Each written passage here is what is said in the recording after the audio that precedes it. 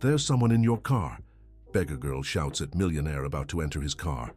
Sweat dripped down Ashley's face as she desperately ran between the parked cars on the busy downtown street in New York City. Her heart pounded wildly, not just from exhaustion, but from what she had just witnessed.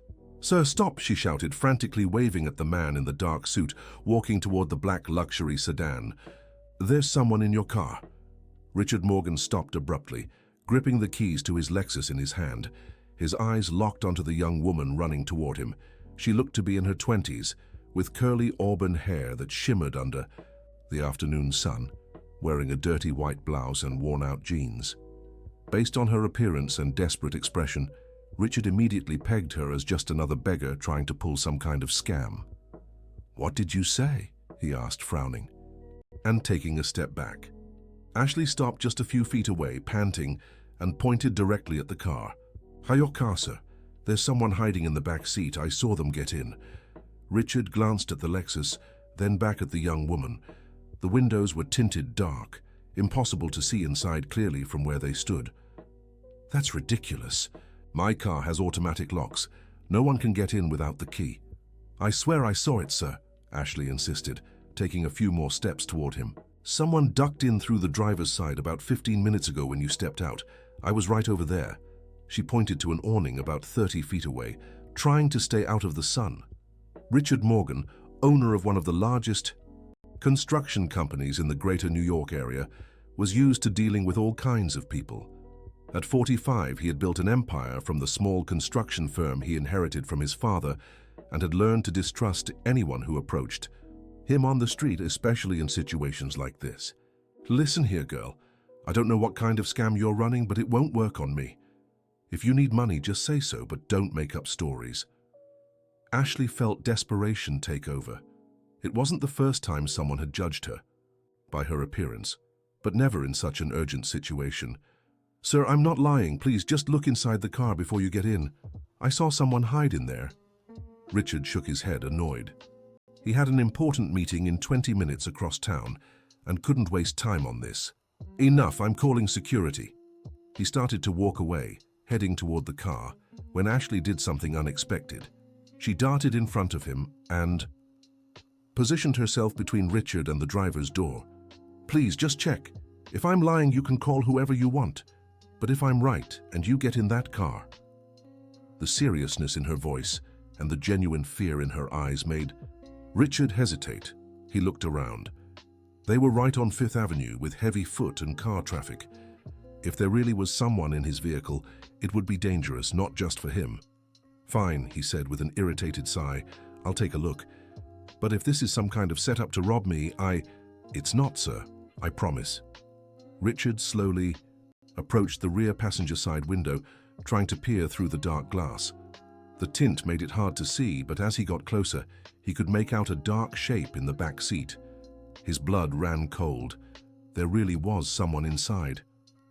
"My God," he murmured, quickly stepping back. Ashley, who had stayed a few feet away, saw Richard's expression change completely. "I told you," she said, moving closer. "Who is it?" I don't know." Richard was visibly shaken. "I can't see clearly, but there's someone in there." "What do we do now?" Richard grabbed his phone but hesitated. Calling the police would mean explanations, questions, possible media exposure. As a successful businessman, there were many people who might want to harm him in various ways. Let's find out who it is first," he said, putting the phone away. "How?" "I'll unlock the car from a distance with the remote. If the person runs, at least we'll see who it is." Ashley agreed, but her heart was still racing. There was something about the situation that didn't make sense. Why would someone hide in a stranger's car? Richard pointed the remote at the car and pressed the button. The familiar sound of the locks disengaging echoed, followed immediately by the noise of a door opening. A figure quickly emerged from the back seat. It was a middle-aged man wearing dark clothes who immediately started running in the opposite direction. "Hey!" Richard shouted. "Come back!" But the man had already disappeared into the crowd of pedestrians on the avenue. Dear listener, if you're enjoying the story, don't forget to like and especially subscribe to the channel. It helps us a lot as we're just starting out. Now back to the story. Richard and Ashley stood still, staring at each other in silence. For a few seconds. "Thank you," Richard finally said. "If you hadn't warned me—" "Who do you think that was?" Ashley asked, still processing what had happened. "No idea. Maybe a thief waiting for the right moment to steal the car." Richard walked over to the Lexus and checked the interior. Everything seemed normal. Nothing had been touched or taken. But then he noticed something odd on the back seat. A small object glinting on the floor. "Look at this," he said, picking it up. It was a small black flash drive. Ashley stepped closer to see. "Is this yours?" "Never seen it before," Richard replied, turning the flash drive in his hands. "That man must have dropped it." But why would someone leave a flash drive in a stranger's car? It was a question Richard was asking himself too, and the more he thought about it, the less sense the situation made. "Listen," he said, looking at Ashley with a different, more respectful expression. "What's your name?" "Ashley. Ashley Thompson." "Ashley, you might have saved my life today. How can I thank you?" Ashley hesitated. She'd been homeless for nearly 2 years, ever since her mother passed away, and she lost the small apartment they'd shared. She could ask for money, food, anything, but something about the situation intrigued her. "Actually, sir," "Richard. Call me Richard." "Richard, I'd like to know what's on that flash drive." The answer took Richard by surprise.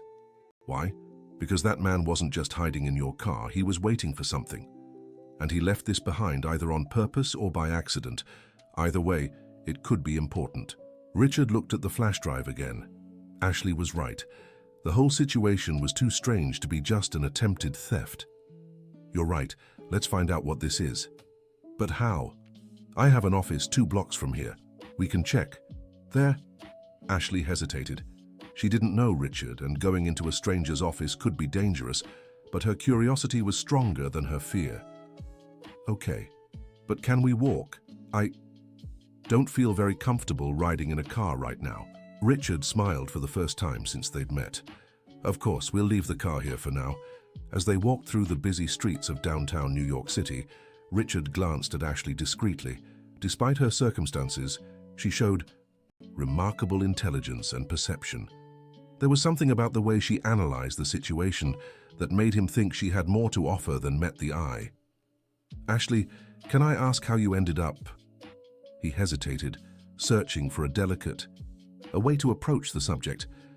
"Living on the street," she finished without showing any embarrassment.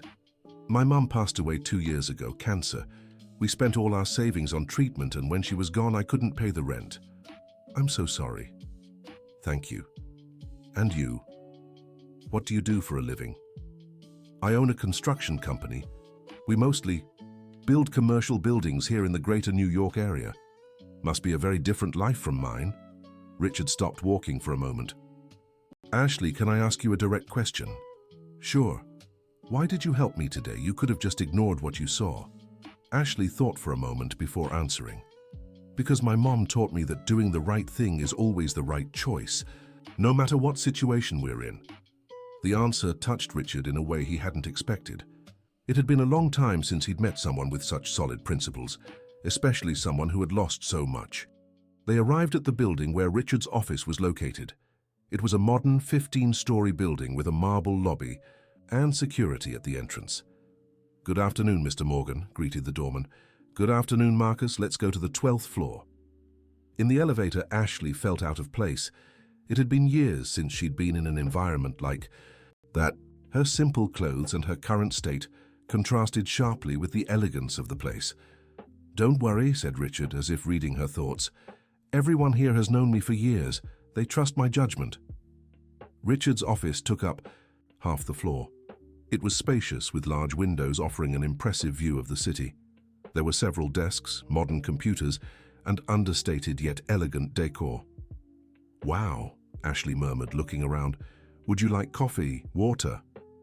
"Water would be great."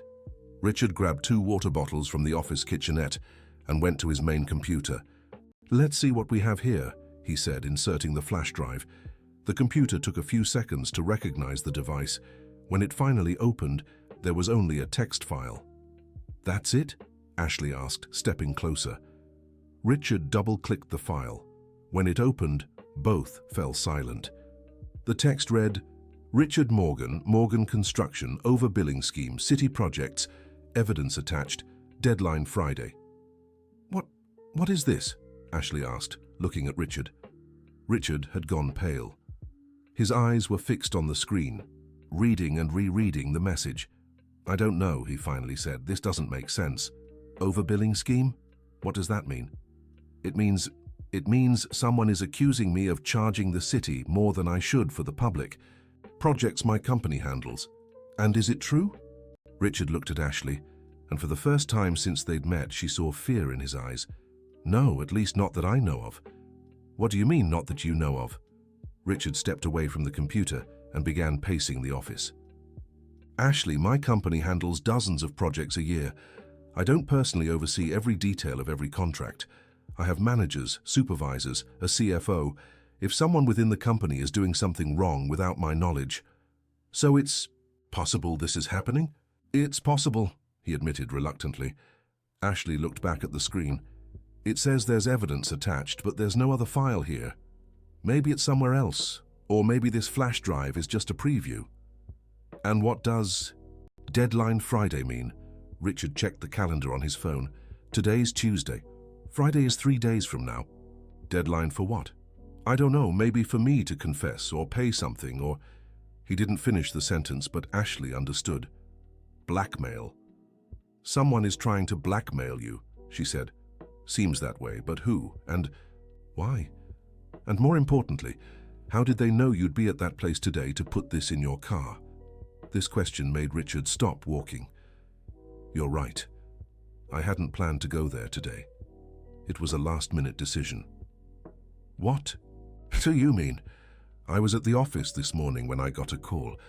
Someone said they were from a company wanting to discuss a partnership and scheduled a meeting at that cafe on 5th Avenue in an hour. And you went?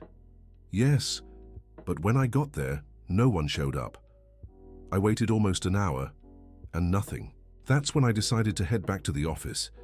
Ashley felt a chill in her stomach. Richard, I think you were lured there on purpose, so someone could plant this flash drive in your car.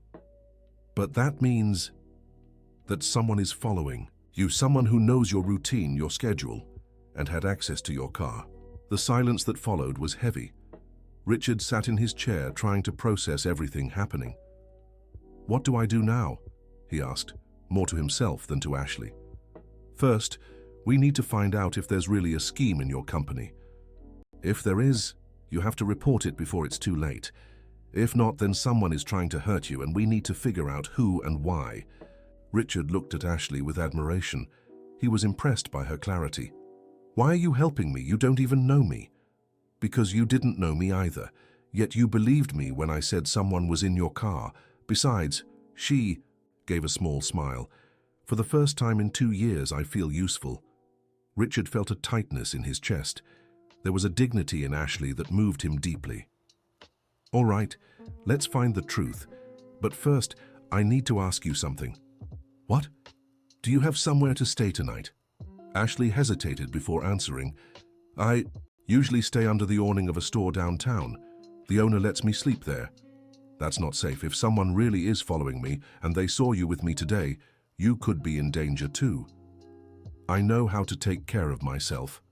I'm sure you do, but still I'd like you to stay somewhere safe, at least tonight. I have a guest apartment. You could stay there. Ashley was surprised by the offer. I can't accept that. Why? Because I barely know you, and you barely know me. Ashley, you saved my life today. If it weren't for you, I'd have gotten into that car without knowing someone was there. I don't know what their intentions were, but they certainly weren't good. Letting you help me and then knowing you slept on the street would be wrong of me. Ashley thought for a long moment. Part of her wanted to accept. It had been so long since she'd slept in a real bed. But another part was afraid. Afraid of getting used to it and then having to go back to the street. Afraid Richard might change his mind about her. Afraid she wasn't who he thought she was. If I accept, she said finally, it's just for tonight. Tomorrow I go back to where I was. Of course, just for tonight. But both knew that wasn't true. Something had changed between them that day, and there was no going back. Richard took a key from a small safe on his desk and pulled out a set of keys. It's a small apartment, but clean and safe, 10 minutes from here. And you? I'm going home. I have calls to make. I need to start investigating what's happening at my company. Can we meet tomorrow? Of course. How about here at the office at 9 in the morning? I'll be here. Richard wrote down the apartment address on a piece of paper and handed it to Ashley along with the keys. Ashley? Yes? Thank you for everything.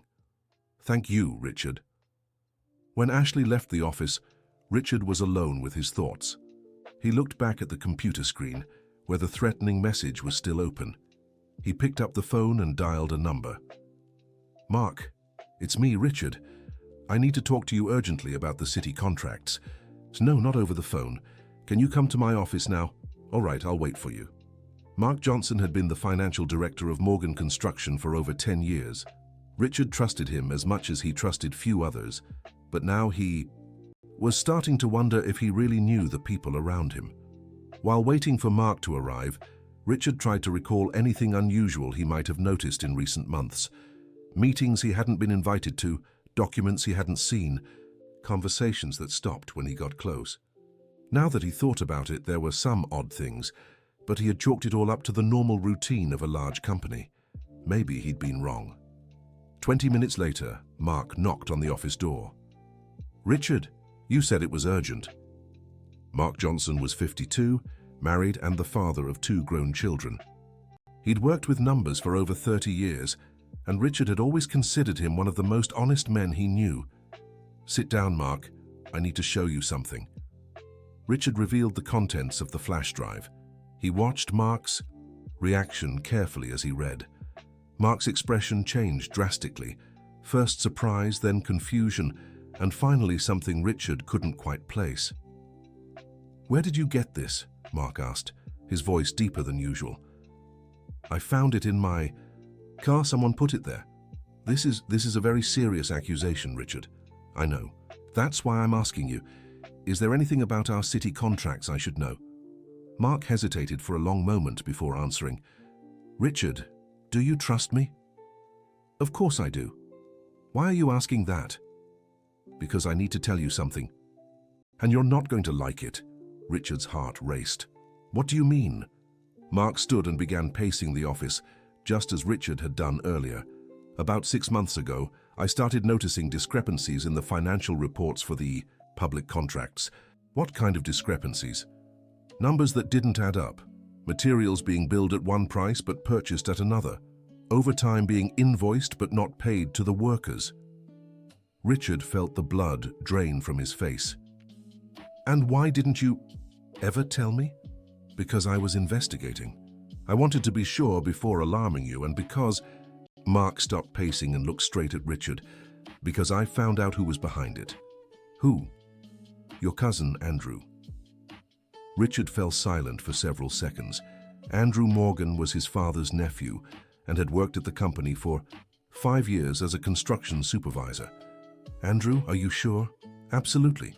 He has access to the contracts, knows the suppliers, and is authorized to sign minor adjustments. He was very clever. Small overcharges that individually didn't raise eyebrows, but added up over 2 years, they total nearly $200,000. $200,000? Richard sank heavily into his chair. That's enough money to destroy the company's reputation if it comes out, and enough to blackmail me, Richard finished. Exactly. Richard dragged his hands over his face, trying to process everything.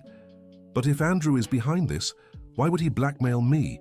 He'd be ruined too if this got out. Unless he has a plan to get out unscathed, or unless it's not him blackmailing you. What do you mean? Richard, if I found out what Andrew was doing, others could have too. Someone might be using that information against you. It was a possibility Richard hadn't considered. Or else, Mark continued, Andrew is being blackmailed by someone and decided to pass the problem on to you. My God, what a mess. Richard, there's one thing you need to decide now.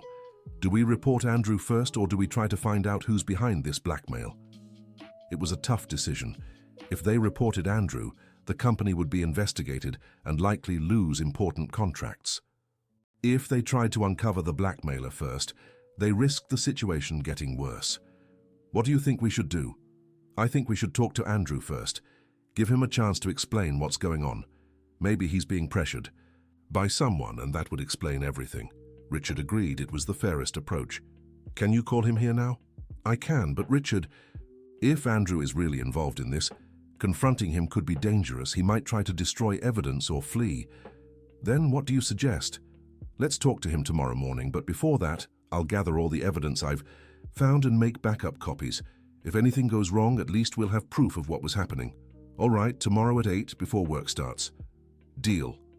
After Mark left, Richard stayed alone in the office late into the night, thinking about everything that had happened. In a single day, his life had been turned upside down. And the strangest part was that, in the middle of all this chaos, he had found Ashley. Ashley, who was sleeping in a clean, safe bed for the first time in 2 years, thanks to a stranger she had decided to help. The next day, Richard arrived at the office at 7:30 in the morning. Mark was already there, with a folder full of documents on the desk. "Did you find anything else?" asked Richard. "Yes, and it's not good news. The scheme is bigger than I thought. It's not just 200,000, it's nearly 400,000. 400,000? How did this go unnoticed for so long?" "Because Andrew was very careful, and because, honestly, you trust people too much, Richard. You never imagined someone in the family would do this." Richard felt foolish. Mark was right. He had always believed honesty was natural, especially from those close to him. "Where's Andrew now?" "He should be here any minute. He always arrives at 8 on the dot." As if he had heard the conversation, Andrew Morgan appeared at the office door exactly at 8 o'clock. "Good morning, everyone," he said with a smile that seemed forced to Richard. "Mark, you're early today." Andrew was 35, single, and had always been seen as the responsible, dedicated cousin. With a degree in civil engineering, he had joined the company right after college and quickly earned Richard's trust. "Andrew, I need to talk to you," said Richard, trying to keep his voice calm. "Of course. About what?" "Have a seat." Something in Richard's tone made Andrew realize this wasn't an ordinary conversation. He sat down slowly, looking from Richard to Mark. "Did something happen?"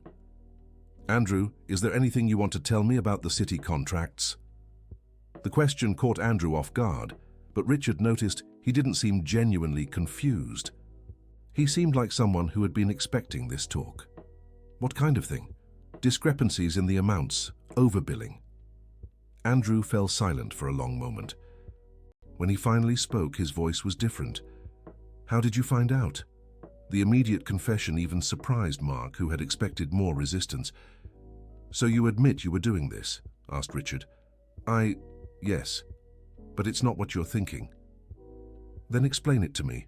Andrew stood up and started pacing the office, just as Richard and Mark had done the day before. "Richard, do you remember my ex-girlfriend, Jennifer?" "Of course. You dated for 4 years." "Right. When we broke up a year and a half ago, I found out she had taken out several debts in my name. Credit cards, loans, financing, over $300,000. Richard and Mark exchanged glances. "Why didn't you ever tell me?" "Because I was ashamed, and because I thought I could handle it alone." "And did you?" "No. The debts kept growing with interest and penalties. Then, 6 months ago, the situation became unbearable. I was getting threats from debt collectors." "And you decided to steal from the company to pay the debts," said Mark, disapproval in his voice. "I didn't want to steal," Andrew exploded. "I wanted to ask Richard for a loan, but he had already helped me so much over the years that I couldn't bring myself to do it. So I thought I could borrow from the company and pay it back little by little without anyone noticing." "But you didn't pay anything back," Mark pointed out, "because the demands didn't stop. Every time I saved money to repay, a new threat popped up, another debt Jennifer had left in my name. It was a nightmare." Richard felt a mix of anger and pity for his cousin. "Andrew, why didn't you come to me? We're family." "Because I knew you'd be disappointed in me, and because I thought I could fix everything before anyone found out." But someone did find out, said Mark, and now Richard is being blackmailed because of what you did. Andrew stopped pacing abruptly. What do you mean, blackmailed? Richard told him about the flash drive found in the car, the hidden man, the threatening message. As he listened, Andrew grew paler and paler. My God, Richard, I never imagined this could affect you. But it is. And now I need to know. Who else knew about what you were doing? No one. I'm sure of it. Are you really sure? Because someone knows, and that someone is using this information against me. Andrew thought for a long moment. Wait, about 2 weeks ago, a man approached me, said he knew about the discrepancies in the contracts and wanted to talk to me. What man? He said his name was Paul, but he wouldn't give me his last name. Said he worked for an auditing firm hired by the city. Richard and Mark exchanged another glance. And what did he want? At first I thought he was going to report me, but then he said he wasn't interested in hurting anyone. He just wanted me to stop the scheme, and that would be the end of it. And did you stop? Yes, I haven't touched anything since, but what? But he said he'd be watching, and if he found out I was involved in anything suspicious again, he'd tell you everything. Do you think this Paul is the one blackmailing Richard? Asked Mark. I don't know. Maybe. But why would he do that if the problem was already solved? It was a question none of them could answer. What did this Paul look like? Asked Richard. Average height, dark hair, mid-40s, nothing too distinctive. Would you recognize him if you saw him again? I think so, just... Then Richard's secretary knocked on the door. Sorry to interrupt, Mr. Richard, but there's a young lady here who says she has a 9 o'clock appointment with you. Richard checked his watch. It was exactly 9. That's Ashley. Send her in. When Ashley entered the office, Richard noticed she had managed to shower and was dressed a bit more neatly. Even so, it was obvious they weren't new clothes. Good morning, she said, slightly intimidated by the presence of Andrew and Mark. Good morning, Ashley. This is Mark, my CFO, and Andrew, my cousin. They work with me. Nice to meet you, said Ashley, greeting them both. Ashley was the one who warned me about the man near my car yesterday, explained Richard. Oh, so it was you, said Mark. Richard told us. Thank you for looking out for him. Ashley smiled shyly. How did you sleep? Asked Richard. Well, thank you. It had been a long time since I slept so well. Great. Ashley, some things happened since yesterday that changed our situation. Richard told Ashley about the conversation with Mark and Andrew, the discovery of the overbilling scheme, and the mysterious Paul. Ashley listened quietly, asking specific questions when something wasn't clear. So you think this Paul found out what Andrew was doing and is now blackmailing Richard? She asked when Richard finished. It's a possibility, said Mark. But that doesn't make sense, said Ashley. If Paul wanted Andrew to stop the scheme, and Andrew stopped, why would he continue the blackmail? Maybe he changed his mind, suggested Andrew. Maybe he realized he could make money from it. Or maybe, Ashley said thoughtfully, Paul isn't who you think he is. What do you mean? Well, if he were really from a city audit firm, he would have reported Andrew immediately. He wouldn't have given him a chance to stop. Auditors don't work that way. Ashley's observation made everyone pause. You're right, said Mark. An official auditor would have filed a formal report and turned it over to the authorities. So who is Paul? Asked Andrew. Someone who found out what you were doing and decided to use it for their own purposes, said Ashley. But for what purpose? If he wanted to blackmail Andrew, why is he blackmailing Richard? Because blackmailing Richard is more profitable, Ashley said, as if it were obvious. Andrew is an employee. Richard owns the company. Who has more to lose if this scheme comes to light? The logic was ruthless. So Paul was never interested in stopping the scheme, said Richard. He just wanted Andrew to stop so the situation wouldn't get more complicated than it already was. Exactly. And now he has everything he needs to blackmail you. Evidence of the overbilling and a deadline until Friday. Deadline for what? Asked Andrew. Probably for Richard to pay a sum of money in exchange for Paul's silence, said Mark. How much do you think he'll ask for? A lot more than the 400,000 Andrew diverted, said Ashley. probably several million. The silence that followed was heavy. Richard was starting to grasp the scale of the problem he was in. "What do we do now?" he asked. "Dear listener, if you're enjoying the story, take a moment to like and especially subscribe to the channel. It really helps us who are just starting out. Now continuing. "First, we need to find out who Paul really is," said Ashley. "If we can identify him, maybe we can figure out what he really wants." "How do we do that?" "Andrew, do you remember where you met Paul?" "Yes, it was at a coffee shop downtown near the subway station." "Do they have security cameras?" "Probably. Then we can try to get the footage from the day you met." "But how?" asked Mark. "They won't just hand it over to anyone." "No, but Richard has a big company. He can say there was an incident involving an employee and he needs the footage for an internal investigation." The idea was good, but there was a problem. "Security cameras usually don't keep footage for more than a week," said Richard. 2 weeks, corrected Andrew. "The meeting was 2 weeks ago." "Even so, they might have already deleted it." "There's only one way to find out," said Ashley. "Right, let's go there now." "No," said Ashley. "Not all of us. If Paul is watching Richard, he might be keeping an eye on this office too. If we all leave together, it could raise suspicions." "Then who's going?" "Me and Andrew. We met with Paul, so Andrew can identify him in the footage. And I know how to talk to people who usually wouldn't cooperate." Richard hesitated. He didn't like the idea of Ashley putting herself at risk for him. "Ashley, it could be dangerous. More dangerous than living on the streets?" She gave a small smile.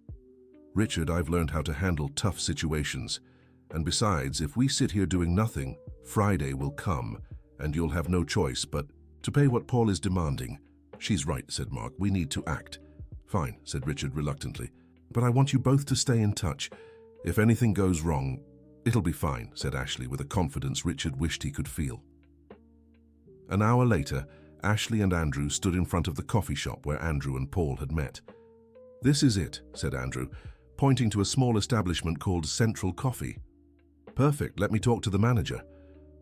Ashley walked in and approached the counter. She had learned during her 2 years on the streets that partial honesty worked better than elaborate lies.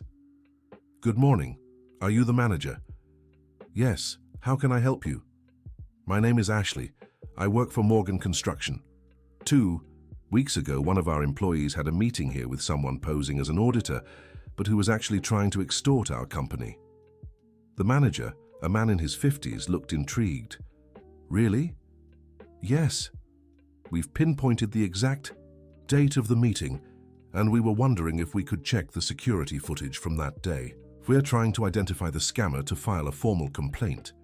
"I see. What was the date?" Andrew, who had entered right behind Ashley, provided the date. "And you're the employee?" asked the manager.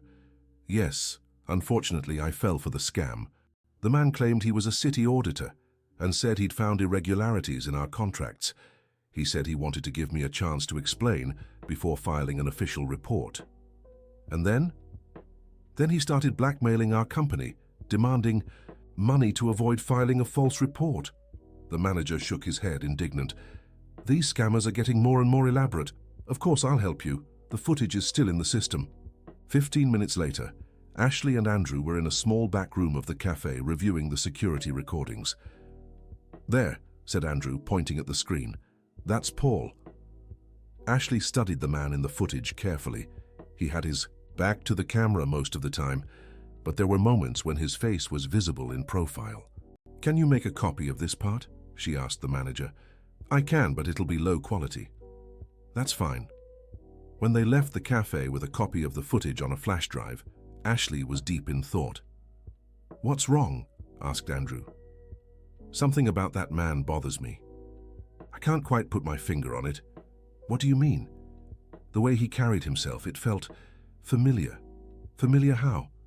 "Like I've seen him before." Andrew stopped walking. "You think you've seen Paul somewhere?" "Maybe, or maybe it's just my imagination." They returned to the office and showed the footage to Richard and Mark. Neither recognized the man. "Now what do we do?" asked Richard. Now we need to find out who this man is, said Ashley. And for that, we'll have to do something you might not like. What are you thinking? We'll use Andrew as bait. What do you mean? Andrew will call Paul and say he found out Richard is being blackmailed. He'll pretend he wants to make a separate deal. That's too dangerous, protested Richard. It's risky, but it's our best chance to find out who he really is and what he wants. What if Paul realizes it's a trap? Then we'll have to think of something else. But if we don't try, Friday will come and you'll have to decide whether to pay or face the consequences. Andrew looked at Richard. I'll do it. This all started because of me. It's only fair I help fix it. Richard didn't like the idea, but he had no other options. All right, but I don't want anyone taking unnecessary risks. We'll do this very carefully. How will Andrew contact Paul? Does he have his number? I do. He gave it to me the day we met. Perfect. Now we need to plan exactly what Andrew will say. They spent the next hour crafting a script for Andrew's call. The story would be simple. Andrew would say he heard about the blackmail against Richard and wanted to propose a deal to protect himself. Remember, said Ashley, you can't sound too eager. You have to come across as someone who's worried but also being smart. Got it. And if he suggests meeting, agree, but pick a public place with lots of people. Andrew agreed and dialed the number. Hello, Paul. It's Andrew from Morgan Construction. I need to talk to you urgently. No, it can't be over the phone. I heard my cousin is having some trouble because of that matter we discussed. That's right. I want to propose a deal that works for all of us. Ashley signaled to Andrew, guiding him on what to say. Where can we meet? This afternoon? Okay, at the food court in North Mall at 3. How will I recognize you? Oh, you'll recognize me. All right, see you then. Andrew hung up. So? Asked Richard. He agreed. We're meeting at the mall at 3. Great, I'm coming too. No, said Ashley. You can't show up. If Paul sees you, he'll know it's a trap. Then how will we know what's happening? I'll go with Andrew. I'll stay at a safe distance and watch everything. And if something goes wrong? Then Andrew will give a signal and I'll call mall security. Richard didn't like it one bit, but he had to admit it was a solid plan. Fine, but I want you both to take phones and keep an open line during the whole conversation. I'll stay at the office listening in. Good idea, agreed Ashley. At 2:30 in the afternoon, Andrew and Ashley were on their way to the mall.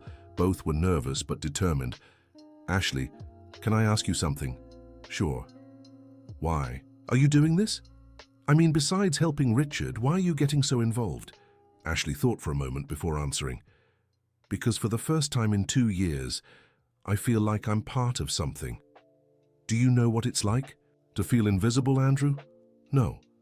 It's like you don't exist to the world. People look right through you like you're a ghost. Yesterday, when Richard listened to me and believed me, it was the first time in a long time someone treated me like a real person. Andrew was moved by her honesty. And besides, Ashley continued, I like solving problems. I always have. Back in school, before all this happened, I dreamed of being a detective. Really. I loved mystery stories, puzzles, that kind of thing. Maybe this is my chance to do something I've always wanted to do. They arrived at the mall at 2:50. Andrew went straight to the food court, while Ashley positioned herself at a table that offered a good view of the area, but was far enough away to avoid notice. Both turned on their phones and established contact with Richard, who was at the office. Can you hear me? Andrew asked discreetly. Loud and clear, Richard's voice replied through Andrew's earpiece. I can hear you too, said Ashley, who was wearing a discreet earpiece. At exactly 3 o'clock, a man approached the table where Andrew was sitting. Andrew? Paul?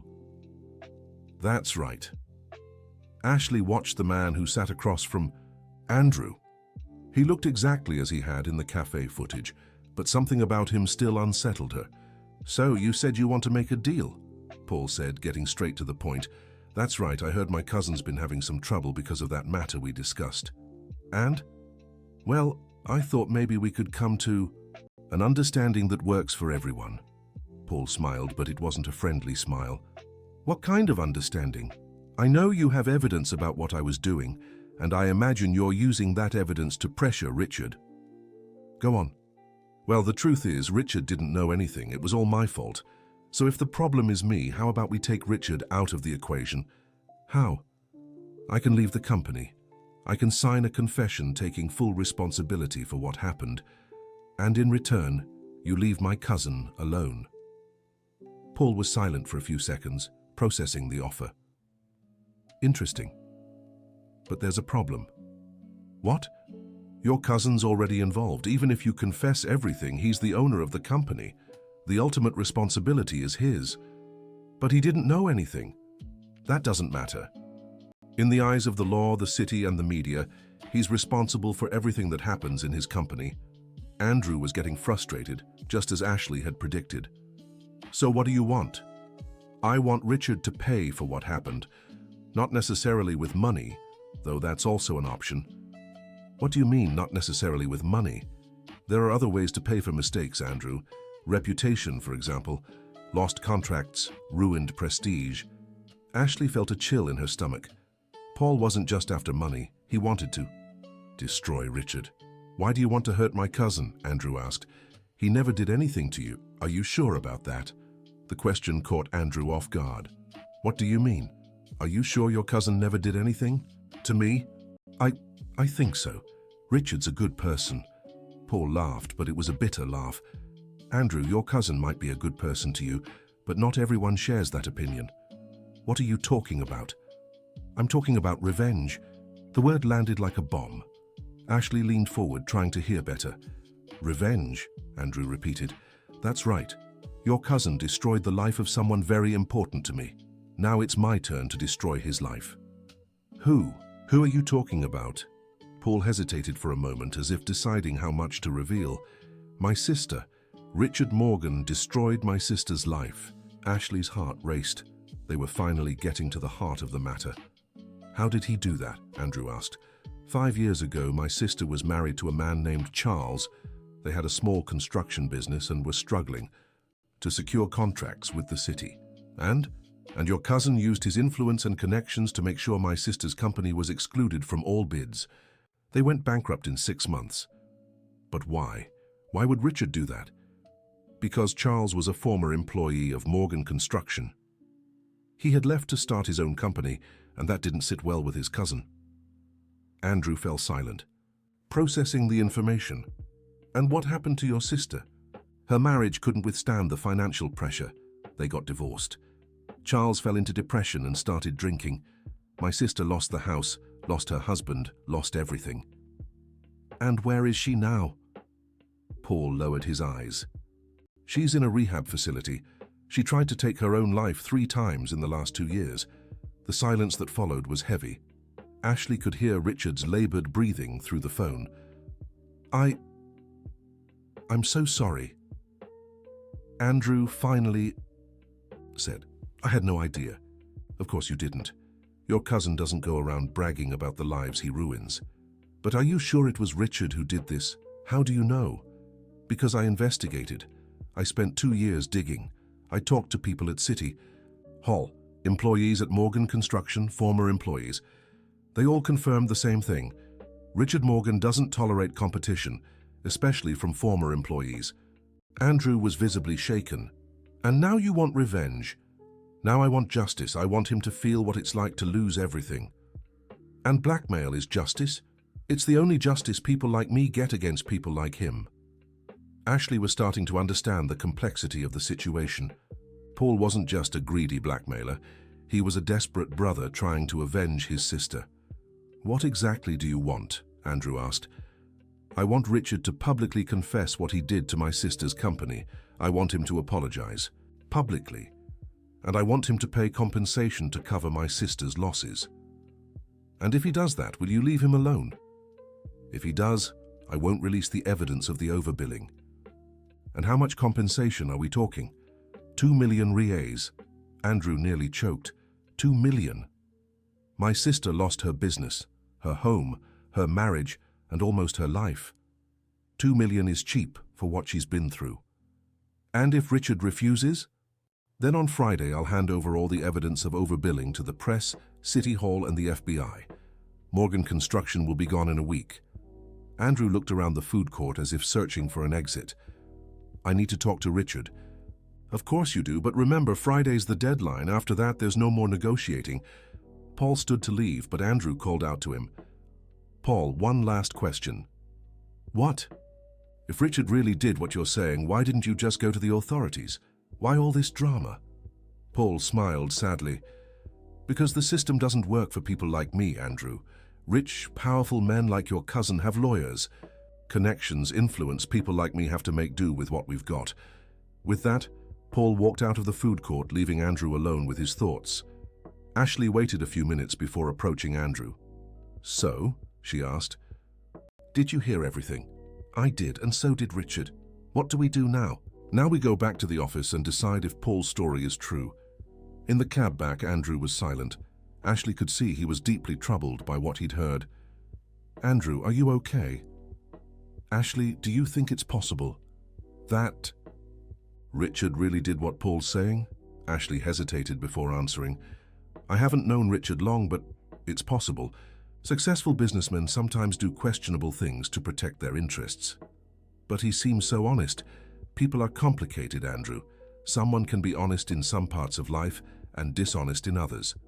And if it's true, if Richard really destroyed that woman's life, so you'll have to decide whether you want to do the right thing, even if it comes at a high cost. When they arrived at the office, Richard and Mark were waiting anxiously. How did it go? Richard asked, even before Andrew and Ashley could sit down. You heard the whole conversation, didn't you? Said Andrew. I did, but I want to know your impressions. Richard, said Ashley, we need to talk about what Paul said, about his sister and the former employee Charles. Richard, visibly tensed. What do you want to know? If it's true. If what's true? If you used your influence to keep Charles's company from getting contracts with the city. Richard fell silent for a long moment. When he finally spoke, his voice was different. Charles Henry Johnson worked here for 8 years. He was one of my best supervisors. And one day he came to me and said he was leaving to start his own company. Is that a crime? It's not a crime. But he took 3 other key employees with him, along with information about our methods, our suppliers, our pricing. Is that a crime? Also not a crime, but it's disloyal. Ashley was starting to see where this was going, and you decided to get revenge. I decided to protect my company. How? Richard stood up and began pacing the office. I spoke to a few people at City Hall, people I'd known for years, told them Charles didn't have enough experience to handle large projects, that his company was too new and unstable. And so they listened to you. They listened to me. And Charles's company didn't get any contracts. No. And it went bankrupt. It did. The silence that followed was deafening. Ashley could see the shame on Richard's face, but she could also tell he didn't fully regret what he'd done. Richard, she said carefully, did you know Charles was married? I did. Did you know his wife was involved in the Tao company? I did. Did you know they'd invested all their savings into it? Richard stopped pacing. No, I didn't know that. But if you had, would you have done things differently? The question caught Richard off guard. He looked at Ashley, then at Andrew, then at Mark. I don't know. Richard, Mark said sternly, what you did was wrong. I know it was wrong, Richard snapped. But at the time I was angry. Charles betrayed me, took everything I taught him and used it against me. He had the right to try to make his own way. He did. But he didn't have the right to try to destroy the company that trained him. He wasn't trying to destroy Morgan Construction, said Ashley. He was trying to build something for himself. It's the same thing. No, it's not. Andrew, who had stayed quiet the whole time, finally spoke. Richard, regardless of what Charles did or didn't do, what you did ruined innocent people's lives. I know that now.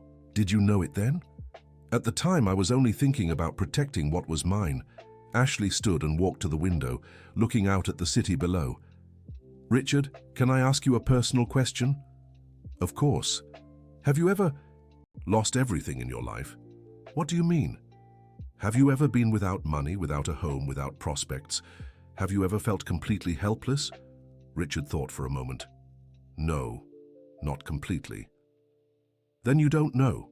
what it's like. You don't know what it's like when everything you've built collapses and you have nowhere to go.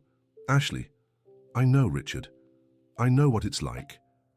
And I can tell you, it's a pain that never fully goes away. What are you trying to say? Ashley turned to face him. I'm saying maybe Paul is right. Maybe you should pay for what you did. You think I should pay $2 million? I think you should do the right thing. And what is the right thing? That's for you to figure out. Richard sank heavily into his chair. For the first time since everything had begun, he seemed truly defeated. If I pay what Paul is asking, I'll have to lay off half the company's employees. And if you don't pay, you might have to let them all go. That's true. Besides, said Mark, there's the legal aspect. If Paul really has solid evidence of the overbilling, you could face criminal charges. Do you think Paul is bluffing? I don't know, but do you want to take that risk? Richard rubbed his face, visibly exhausted. I need to think. I need time to process all this. How much time? Asked Andrew. We only have until Friday. I know. Give me until tomorrow morning. I want to talk to my lawyer, review the contracts, and understand exactly where I stand legally. All right, said Ashley. But Richard, while you're thinking, there's one thing you should consider. What? Paul doesn't just want money, he wants you to publicly confess what you did and apologize. That would ruin my reputation. Your reputation might already be at risk if the overbilling evidence comes out. That's true. So maybe confessing what you did with Charles is the least damaging way out of this. Richard looked at Ashley with both admiration and sadness. How did you get so wise? By suffering, Richard. Wisdom comes from suffering. That night, everyone involved went home with the weight of the situation on their shoulders. Richard spent hours on the phone with his lawyer, reviewing contracts and trying to understand his legal options. Andrew stayed up late, replaying the conversation with Paul and wondering how he'd been so reckless as to let things get this far. Mark worked until dawn, organizing the overbilling evidence and calculating the true financial damage, and Ashley, in her temporary apartment, stood by the window gazing at the city, thinking how life could change so dramatically in just a few days. The next morning, they all gathered in the office at 8 o'clock. So? Andrew asked as soon as Richard arrived. I talked to my lawyer all night. It's worse than I thought. How so? If Paul really has all the evidence he claims, I'm not just facing overbilling charges. I could be accused of collusion and using influence to harm competitors. Collusion? What I did with Charles could be seen as a systematic attempt to eliminate competition through illegal means. And what's the penalty for that? 2 to 5 years in prison, plus fines that could reach $10 million. Ashley let out a low whistle. So Paul isn't bluffing when he says he can destroy you. No, he's not. What does your lawyer recommend? That I try to settle out of court as soon as possible, by paying what Paul is asking. By paying what Paul is asking. $2 million plus a public confession? That's right. Andrew shook his head. Richard, do you even have that kind of money? Not without selling some company assets, and that would mean laying off about 15 employees. 15 families without income, Ashley noted. True, but it's better than 25 families losing everything if the company shuts down completely. Are you sure those are your only options? My lawyer thinks so. Ashley was quiet for a few minutes. Richard, can I suggest a third option? Of course. What if you approached Paul with a different deal? What kind of deal? Instead of paying $2 million upfront, what if you offered a partnership? How so? Your company has experience, connections, infrastructure. Paul has motivation and, apparently, a talent for investigation. And his sister had a construction company, so she knows the business. Are you suggesting I offer them jobs? I'm suggesting you offer them the chance to rebuild what they lost. The idea was so unexpected that everyone fell silent for a few seconds. Ashley, said Mark, that's brilliant. How would it work? Asked Richard. You create a division of Morgan Construction focused on smaller projects. Put Paul's sister in charge of that division. Offer Paul an internal auditing role since he's proven good at spotting irregularities. And the money, instead of paying $2 million upfront, you offer them a share of the profits from this new division for a set period. 5 years, for example. What if they refuse?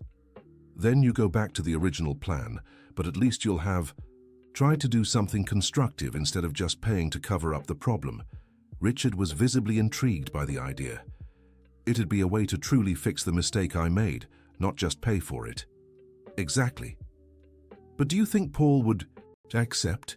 He seems very driven by revenge. Some people want revenge, others want justice, and others just want a chance. The only way to find out which kind of person Paul is by offering him that chance. All right, said Richard, suddenly looking more energized than he had in days. Let's try it. How will you reach out to him? Andrew has his number. No, said Ashley. Not over the phone. This is the kind of conversation that has to happen in person. Where? The same place Andrew met him yesterday. Paul chose that spot, so he probably feels comfortable there. You think he'll agree to meet with me? If Andrew calls and says you have a different proposal, I think he'll be curious enough to say yes. Andrew agreed to make the call. Paul answered on the second ring. Hello, Andrew. Paul, here's the thing. I talked to my cousin about our conversation yesterday. And he wants to make you a different offer. What kind of offer? He wants to talk in person. Same place as yesterday, if you're willing. Richard wants to talk to me. He does this afternoon, if possible. Paul was silent for a few seconds. Why didn't he reach out sooner? Because he needed to understand the whole situation. First, now he does. And what changed? That's something you'll have to ask him. Fine. 3 p.m. at the mall. Got it. And Andrew? Yes? If this is some kind of trap. It's not a trap, Paul. It's an opportunity. At 3 p.m., Richard was sitting in the mall's food court, nervous but determined. Ashley was at a nearby table watching. Andrew had stayed at the office this time. Paul arrived right on time. Richard recognized him immediately from the descriptions he'd heard. Richard Morgan? Yes. Paul? That's right. Paul sat across from Richard, clearly wary. So what's your proposal? Before I make the offer, I want to tell you something. I'm listening. You're right about what I did to your brother-in-law, Charles. It was wrong, it was cruel, and it was unforgivable. Paul was taken aback by the direct admission. Go on. At the time, I was only thinking about protecting my company. I didn't consider the consequences for Charles, for your sister, for anyone but myself. And now you do? Now I do. And now I understand I caused unnecessary suffering for people who didn't deserve it. And what do you plan to do about it? I want to offer you and your sister the chance to rebuild what you lost. How? Richard explained Ashley's idea, creating a new division of the company, putting Paul's sister in charge, offering Paul a role, profit sharing instead of a lump sum. Paul listened quietly without interrupting. And why would you do that? He asked when Richard finished. Because it's the right thing to do, and because I believe everyone deserves a second chance. Even you. Even me. Paul was thoughtful for a few minutes. Do you know my sister's name? No. Michelle. Michelle. Johnson. She was an excellent engineer before all this happened. She still is, I imagine. Maybe, if she can recover. What do you think of the proposal? I think it's better than I expected, but I have some conditions. Which are? First, I want you to publicly confess what you did with Charles's company. It doesn't have to be on national TV, but I want it to be public. Fine. Second, I want contractual guarantees that neither I nor my sister will be fired or harmed for personal reasons in the next 5 years. Fine. Third, I want a 20% profit share for those 5 years. 20% is too high. It's what I want. Richard thought for a moment. 15%. 18. 17. Deal. They shook hands. But there's one last condition, said Paul. What? I want Andrew fired. Richard was surprised, but why? Because he's a thief. And I don't work with thieves. Paul, Andrew made a serious mistake, but he regrets it, and he was under personal pressure. I don't care. He stole from the company.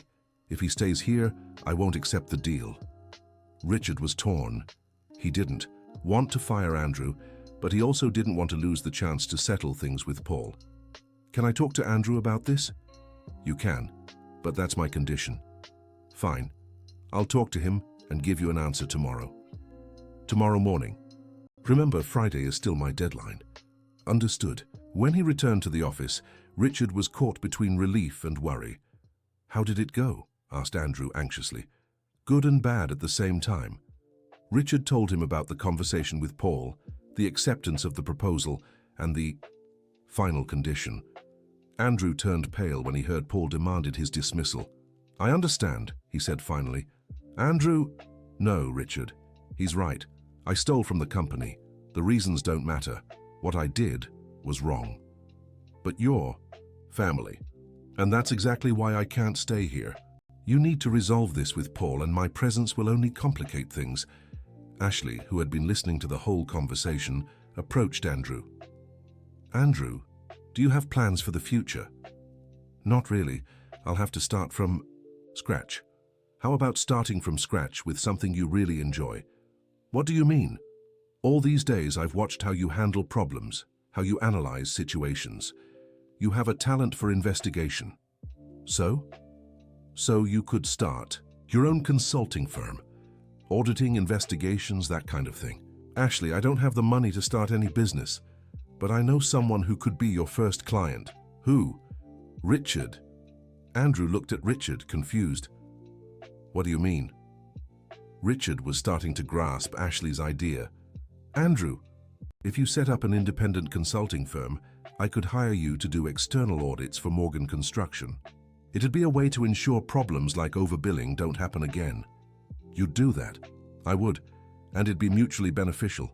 You'd have income to start your business, and I'd have the assurance that someone I trust is overseeing my company's operations."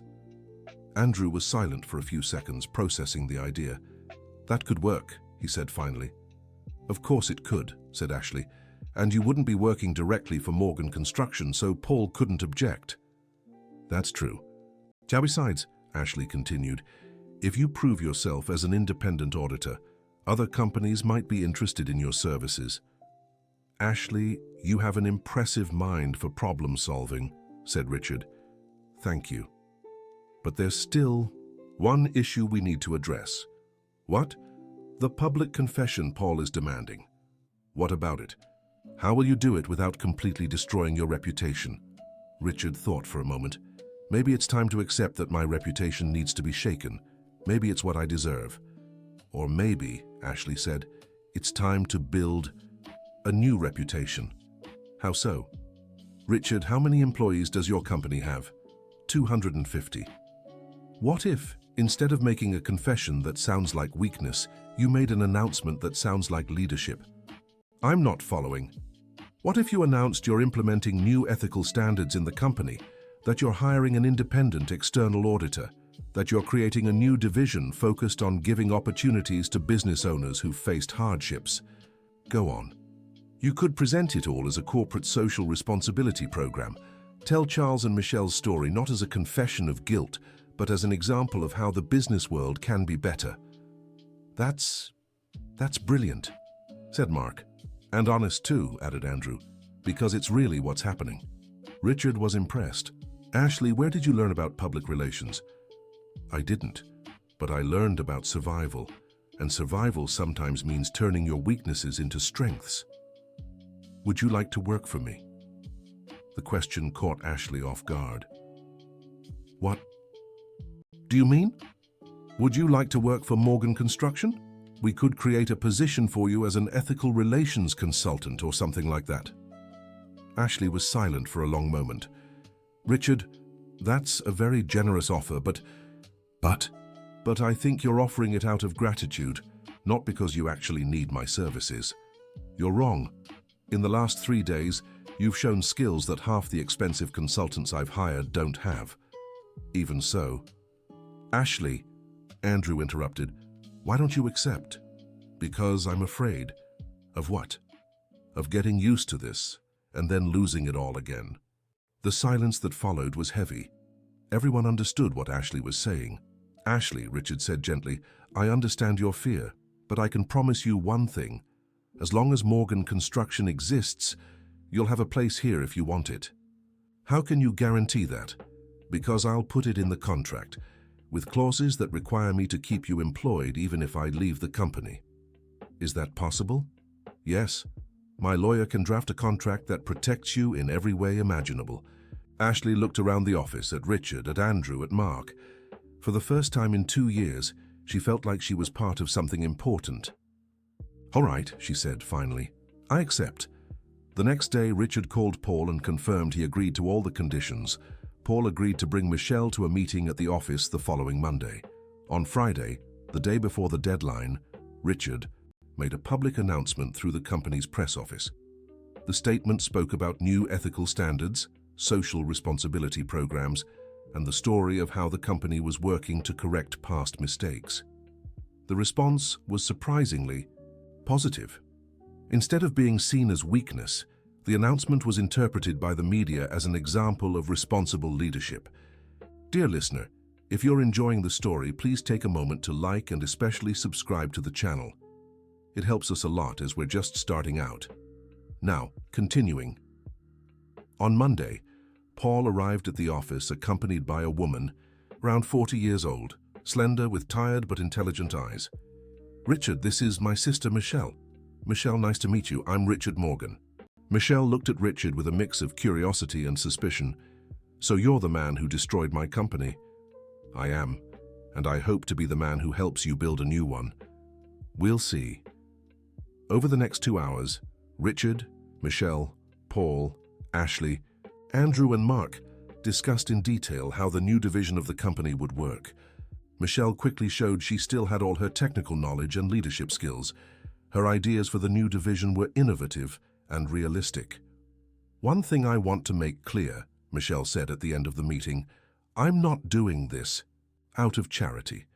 I'm doing this because I believe I can turn this division into something extraordinary. That's exactly what we're hoping for, said Richard. And one more thing, Michelle added. If at any point I feel I'm being sabotaged or undermined, I walk away and I take Paul with me. Understood. Good, then let's get started. The first few months were challenging. Michelle was a perfectionist and demanding.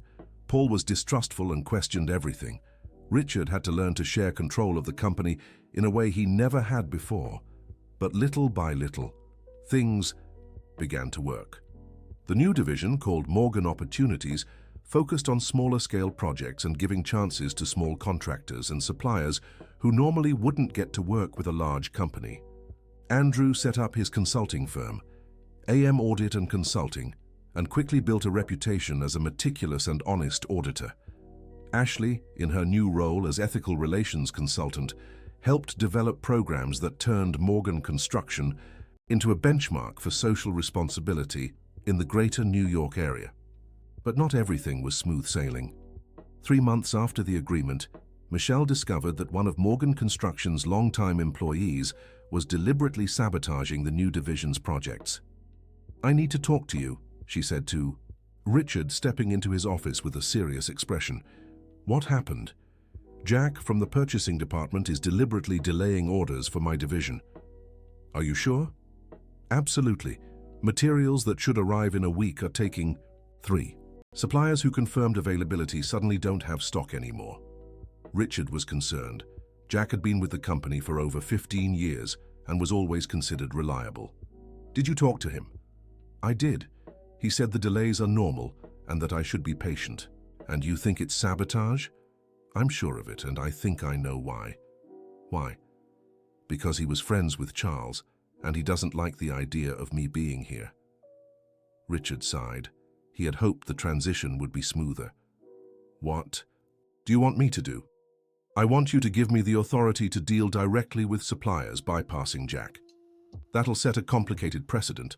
Other departments will want the same authority. Then create a new system, one where each division has autonomy for its own purchases up to a certain amount. That would require a complete reorganization of the company. Maybe it's time for a complete reorganization. Richard's conversation with Michelle made him realize that the agreement with Paul and Michelle was forcing changes in the company far beyond what he had imagined. He called Ashley for a private meeting. Ashley, I need your opinion on something. Of course. Do you think I did the right thing with this whole situation? Why are you asking? Because it's turning out to be more complicated than I expected. Michelle is demanding changes that will affect the entire company. Paul questions every decision I make. And some long-time employees are resisting the changes. And do you regret it? Richard thought for a moment. Not exactly regret, but concern. About what? About the possibility that I've created more problems than I've solved. Ashley stood up and walked to the window. Richard, can I tell you something about my life on the streets? Of course. In the first few months, I kept waiting for something to magically change, for someone to show up and fix all my problems. And then I realized real change is always messy, it's always hard, and it always takes more work than we imagine. What's your point? My point is you're not trying to solve a simple problem. You're trying to undo years of questionable practices, integrate people who have reasons not to trust you, and change the culture of an entire company. And do you think it's possible? I think it's possible, but only if you're willing to accept it'll be harder than anything you've ever done. And if I fail, then at least you'll have tried to do the right thing. The conversation with Ashley gave Richard the perspective he needed. He decided to face the problems head-on. He called a meeting with all department heads and explained the changes that would be implemented in the company. From now on, he said, each division will have more autonomy in its operations. That means you'll have more responsibility, but also more freedom to innovate. And if something goes wrong, asked Jack, then we deal with the problem and learn from it, but we can't let the fear of failure stop us from moving forward. This isn't how we've always done things here, said another manager. Exactly, and maybe it's time to do things differently. The meeting wasn't easy. There was resistance, questions, and even some heated arguments. But in the end, Richard managed to communicate his vision for the company's future. In Fajusir, the following months, the changes began to show results. Michelle's division flourished. The smaller-scale projects allowed the company to serve clients who had previously been overlooked. And Morgan Construction's reputation as a socially responsible business brought in important new contracts.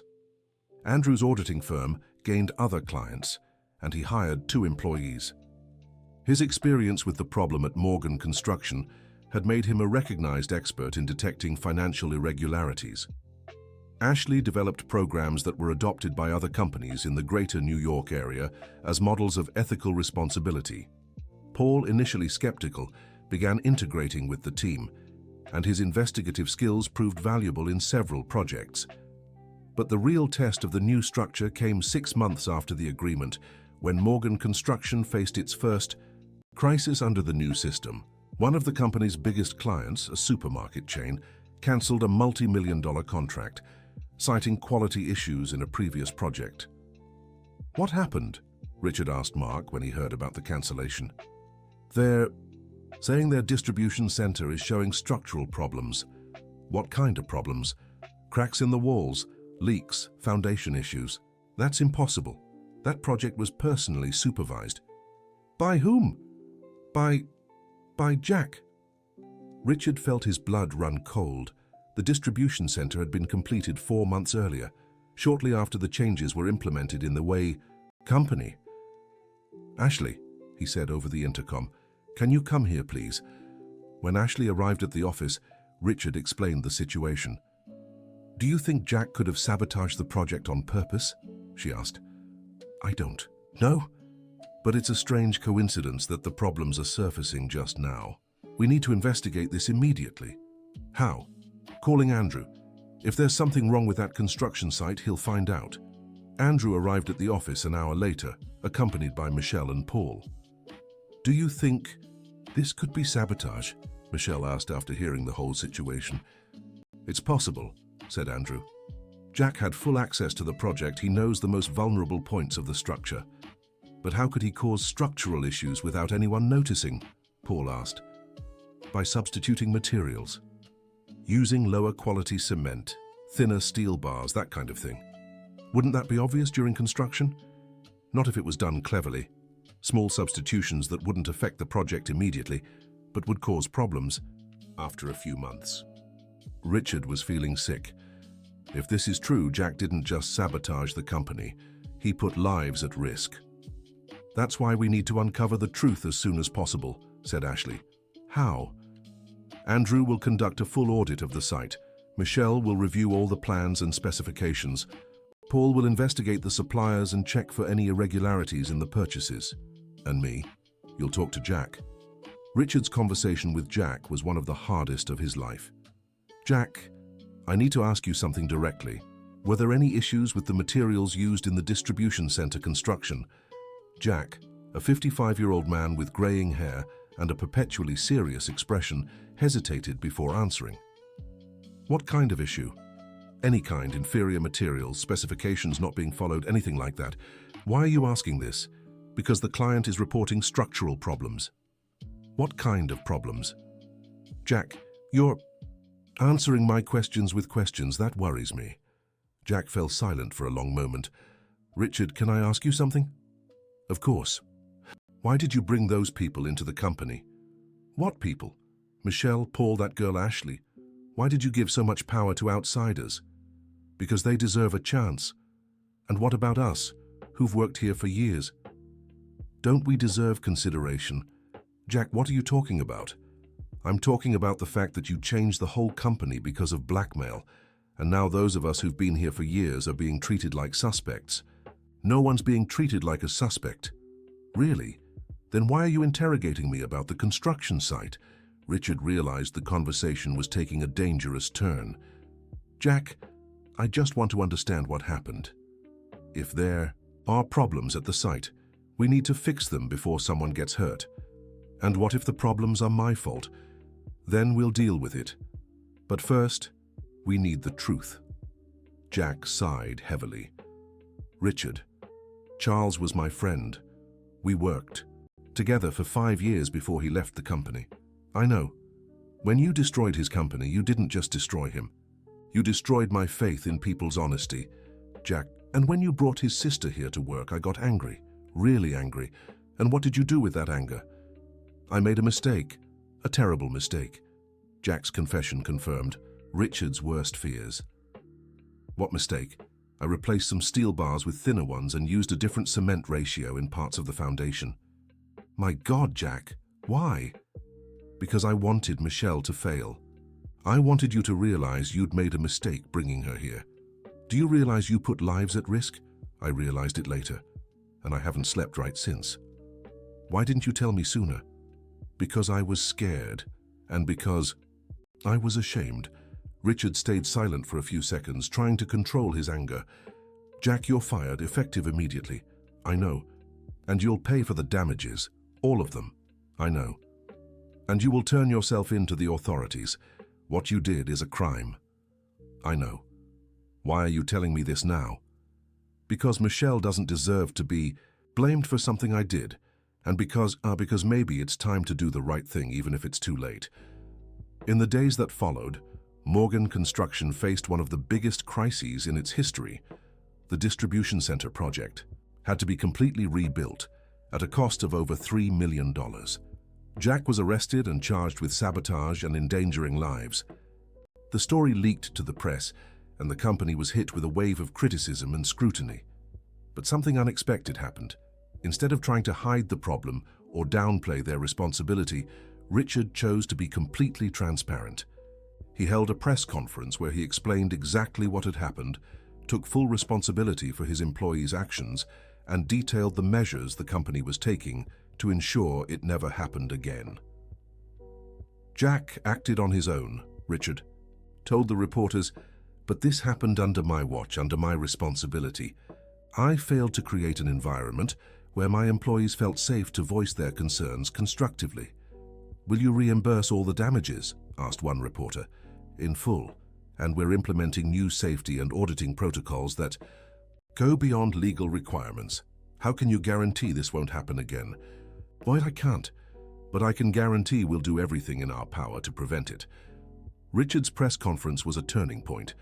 Instead of destroying the company's reputation, his honesty and transparency sparked an unexpected wave of support. Clients praised his responsible stance. Competitors acknowledged his courage. The media began holding up Morgan Construction as an example of how companies should handle crises. 3 months after the incident with Jack, the company had more contracts than it could handle.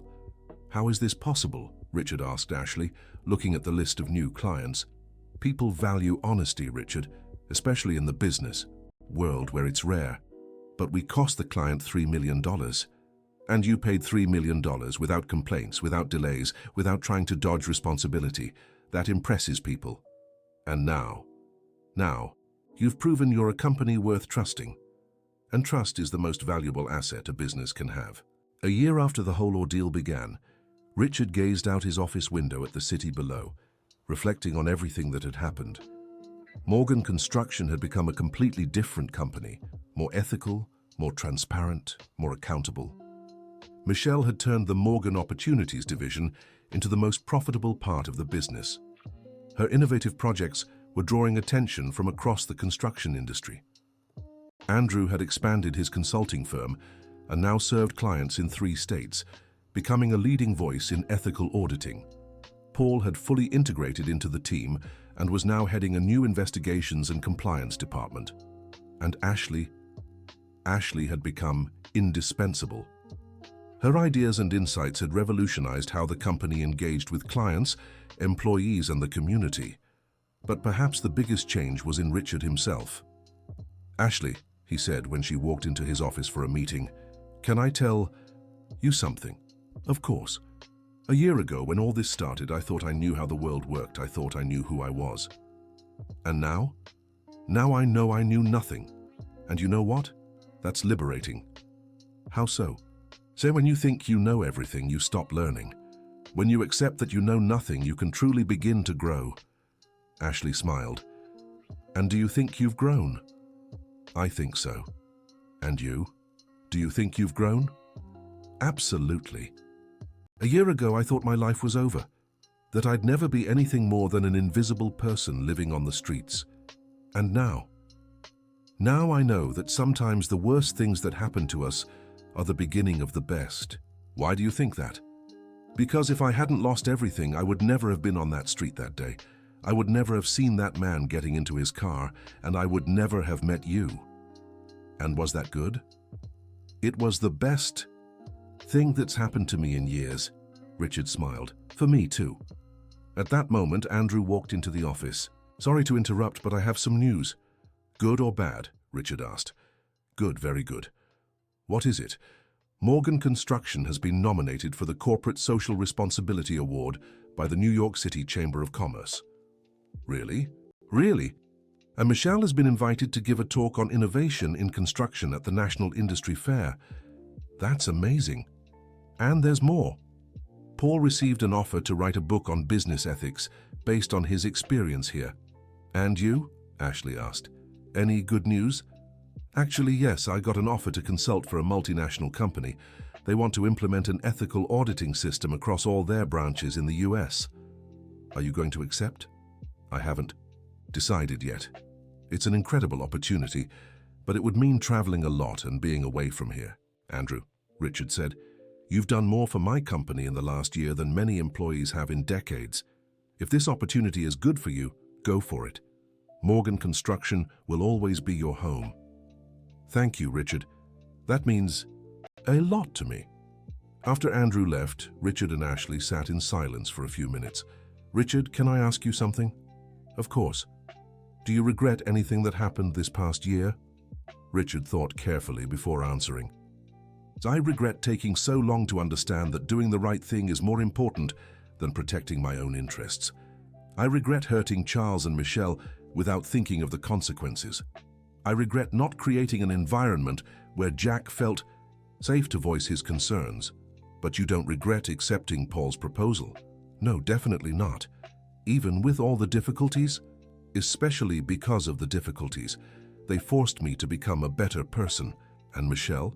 Do you think she's forgiven you?" "I think she understands I was trying to do the right thing. Forgiveness is a long process, but I think we're on the right path." "And Paul?" "Paul and I have an interesting relationship. We're not exactly friends, but there's mutual respect. He knows I'm sincere in my attempt to change, and I know he's committed to helping the company improve." "And do you think Charles will ever forgive you?" "I don't know. And maybe I don't deserve to be forgiven, but I'm doing what I can to show I've learned from my mistakes. Have you tried talking to him? No, Michelle thinks it's not the right time yet. He's still recovering from depression and alcoholism.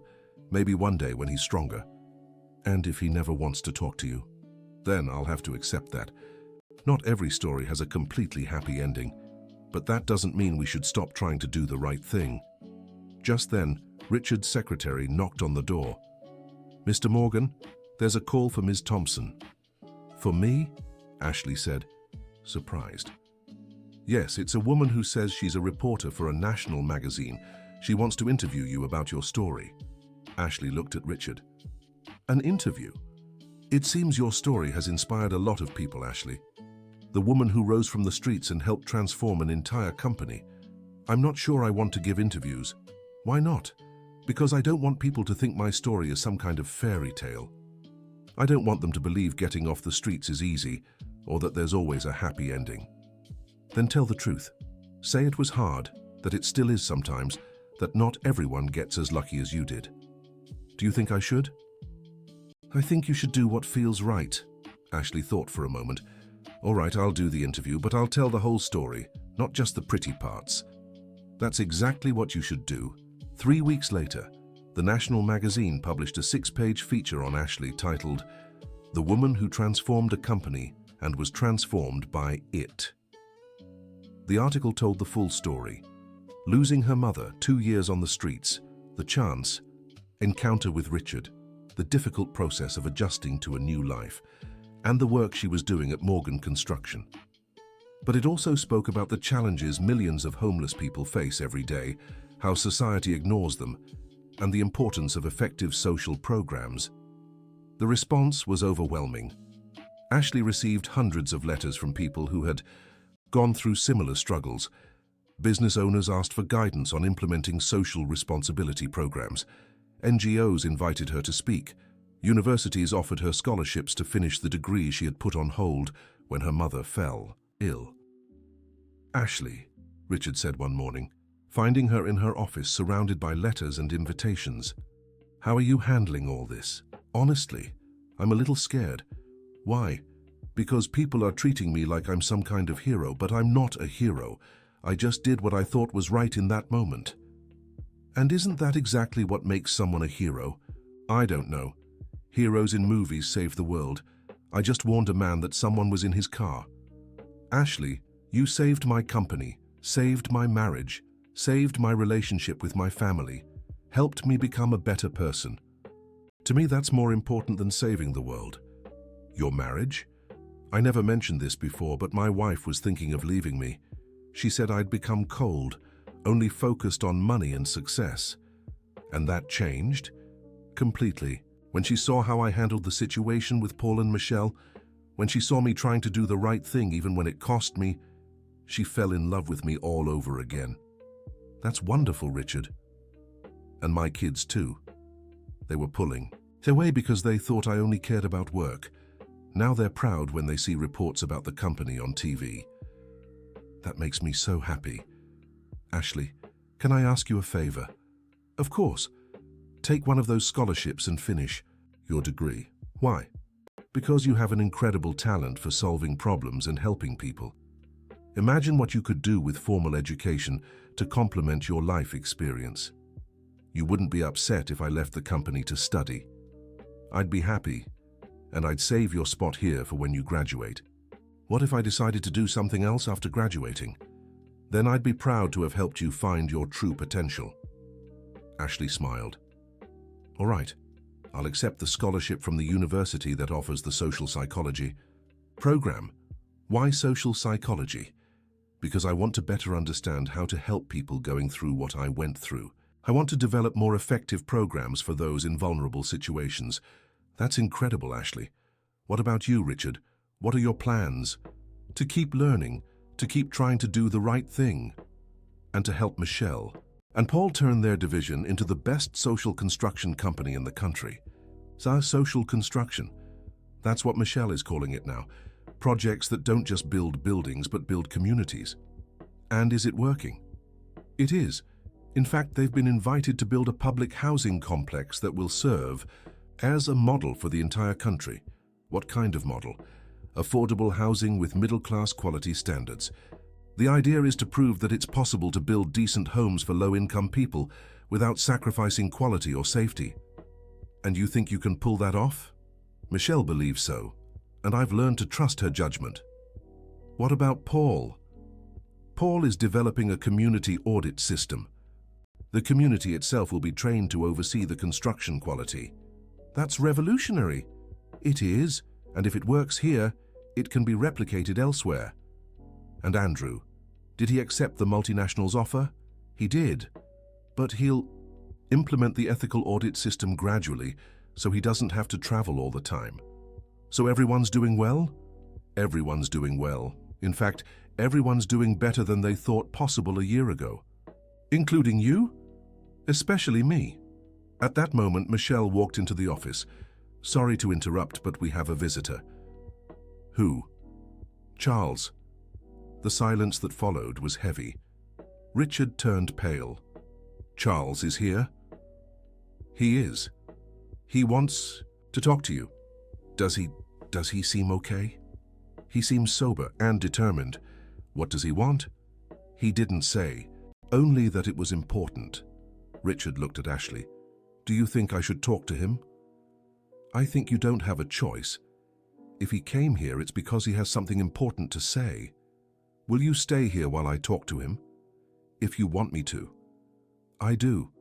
Michelle left and returned a few minutes later with a man around 40, thin, with tired but clear eyes. Charles, Richard said, standing up. Richard, Charles replied firmly. Please, sit. Charles sat but remained stiff. I won't stay. Long? I just came to say one thing. I'm listening. Thank you. The word caught Richard completely off guard. What? Thank you for giving Michelle a chance. Thank you for giving Paul an opportunity. Thank you for taking responsibility for your mistakes. Charles, let me finish. For a long time, I hated you. I blamed you for everything that went wrong in my life. For the company's bankruptcy, for the end of my marriage, for my depression, for my alcoholism. And I was guilty of some of those things. You were, but not all. And during treatment, I learned that holding on to hate only hurt me. It didn't. Hurt you, didn't change the past, didn't fix anything. It only hurt me. I'm sorry, Charles, for everything. I know you are. Michelle told me how it's been working here. She told me about the changes you've made to the company. She told me how you treat employees now. I'm trying to be a better person, and you're succeeding. That's why I wanted to come here and thank you. You didn't have to. I did. For myself, to move on completely. Charles stood up. Michelle is an incredible woman, and much stronger than I was. She deserves every opportunity you're giving her. I know. And Paul. Paul is a good man. He spent 2 years taking care of me and Michelle when we were both broken. He deserves to be happy. I agree. Take care of them. I promise. Charles headed for the door but stopped before leaving. Richard? Yes? I don't know if I'll ever be able to fully forgive you, but I want you to know I don't hate you anymore. Thank you, Charles, for giving me that chance. After Charles left, Richard sat in silence for several minutes. How are you feeling? Ashley asked. Relieved. Very relieved. Why? Because for a whole year, I wondered if I'd ever get the chance to apologize to him, and he gave me that chance. And do you think he really forgave you? Not completely, but he's trying, and that's more than I could have hoped for. And now? Now I'll do everything in my power to deserve the trust Michelle and Paul have placed in me. How will you do that? By continuing to learn, continuing to grow, and never forgetting that my actions affect others. 2 years after the first meeting between Ashley and Richard, Morgan Construction had become a case study in business schools across the country. The Morgan Opportunities Division, led by Michelle, had become so successful it was spun off as an independent company, with Michelle as CEO and Paul as compliance director. Andrew had published a book on ethical auditing that became a benchmark in the industry. Ashley had graduated with a degree in social psychology and was working on her master's thesis about social reintegration programs, and Richard, Richard had become one of the most respected business leaders in the country, not for the size of his company, but for how he ran it. But perhaps the most important change was that they had all found a purpose greater than just making money or surviving. They discovered a way to use their experiences, both good and bad, to make a difference in others' lives. "Ashley," Richard said one Friday afternoon as they were wrapping up another workday, "have you ever stopped to think about how all this started?" "What do you mean?" "It all began because you saw something suspicious and decided to warn a stranger. You could have ignored it, could have thought it wasn't your problem. But I didn't ignore it." "Exactly. And because of that decision, how many lives have changed?" Ashley thought for a moment. "Well, your life changed. Mine did. Andrew's, Michelle's, Paul's, Charles's. And the employees who weren't laid off when we solved the problems ethically instead of covering them up. And their families. And the clients who now trust the company. And the people hired by the new division. And the communities. That benefited from the social projects and the students learning about business ethics through our case. It's hundreds of people, Ashley. Hundreds of lives touched because you chose to do the right thing in that moment. And yours too, Richard. You could have ignored my warning, could have called security, could have run from the problem when you uncovered the blackmail, but I didn't run." "Exactly. You know what this taught me?" "What?" "That most big changes in life start with small decisions. Deciding to warn a stranger about danger. Deciding to listen to someone society ignores. Deciding to face a problem instead of running from it. And deciding to do the right thing, even when it's harder and more costly." "Exactly." Ashley smiled. "Richard, can I tell you something?" "Of course. 2 years ago, when I was sleeping on the street, I thought my life was over. I thought I'd never be anything but a social problem. And now I know those 2 years on the street weren't the end of my story. They were the beginning of the person I was meant to become." "How so?" "If I hadn't gone through that, I'd never have developed the ability to understand people in vulnerable situations. Never learned to find creative solutions to complex problems. Never built the courage to face difficult circumstances. So you don't regret going through it?" "I regret the suffering. I regret the pain. But I don't regret the lessons I learned." "And I don't regret the mistakes I made," said Richard, "because they forced me to become a better person. Do you think we were always capable of being the people we are today? I think we always had the potential, but we needed the right circumstances to develop it." "And do you think our story is over?" Richard laughed. "Ashley, our story is just beginning." "What do you mean?" "Tomorrow morning we'll have new challenges, new problems to solve, new opportunities to make a difference." "And you're excited about that?" "Very excited. And you?" "Me too. For the first time in my life, I'm eager to see what the future holds." At that moment, the secretary knocked on the door. "Mr. Morgan, sorry to interrupt, but there's a situation downstairs you might want to see." "What kind of situation?" "There's a boy at the front desk saying he saw something suspicious happening in the parking lot. He wants to speak to someone from management." Richard and Ashley exchanged glances and smiled. "Looks like our next adventure has already started," said Ashley. "Seems like it," Richard agreed. "Let's go down and see what this boy has to tell us." Together they headed to the front desk, where they found a boy about 12 years old, thin, dressed in simple but clean clothes, talking animatedly, with the doorman, Marcus. "I swear I saw it," the boy said. "There are men messing with the cars outside. They have keys for all kinds of different brands."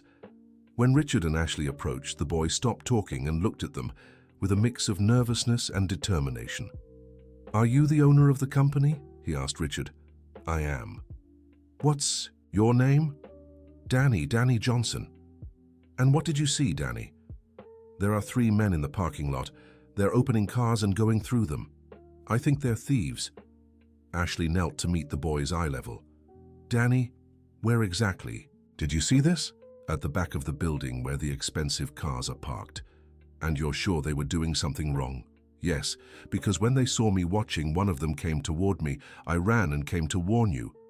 Richard felt a powerful déjà vu. 2 years earlier, Ashley had run to warn him about a stranger near his car. Now another young person was doing the same thing. Marcus, Richard said to the doorman, can you call security and have them check the parking lot discreetly? So, of course, Mr. Morgan. And Danny, Ashley said, can you show us exactly where you saw those men? I can, but they might be gone by now. Let's check. The four of them headed to the parking lot behind the building. When they arrived, they found 2 security guards already investigating the area. Find anything? Richard asked. We found this, one of the guards said, holding up a small electronic device. What is it? Looks like a tracker. It was stuck under your car, Mr. Morgan.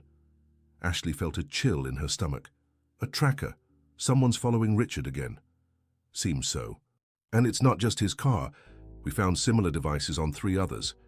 Mrs. Michelle's, Mr. Paul's, and... The guard hesitated. And mine, Ashley finished. How did you know? Because if someone's interested in tracking us, they probably want to know about all of us. Danny, who had been listening to the whole conversation, stepped forward. Do you think the men I saw put these things on the cars? Most likely, Richard said. Danny, would you recognize those men if you saw them again? I think so. One of them was really tall and had a scar on his face. Another was shorter and bald.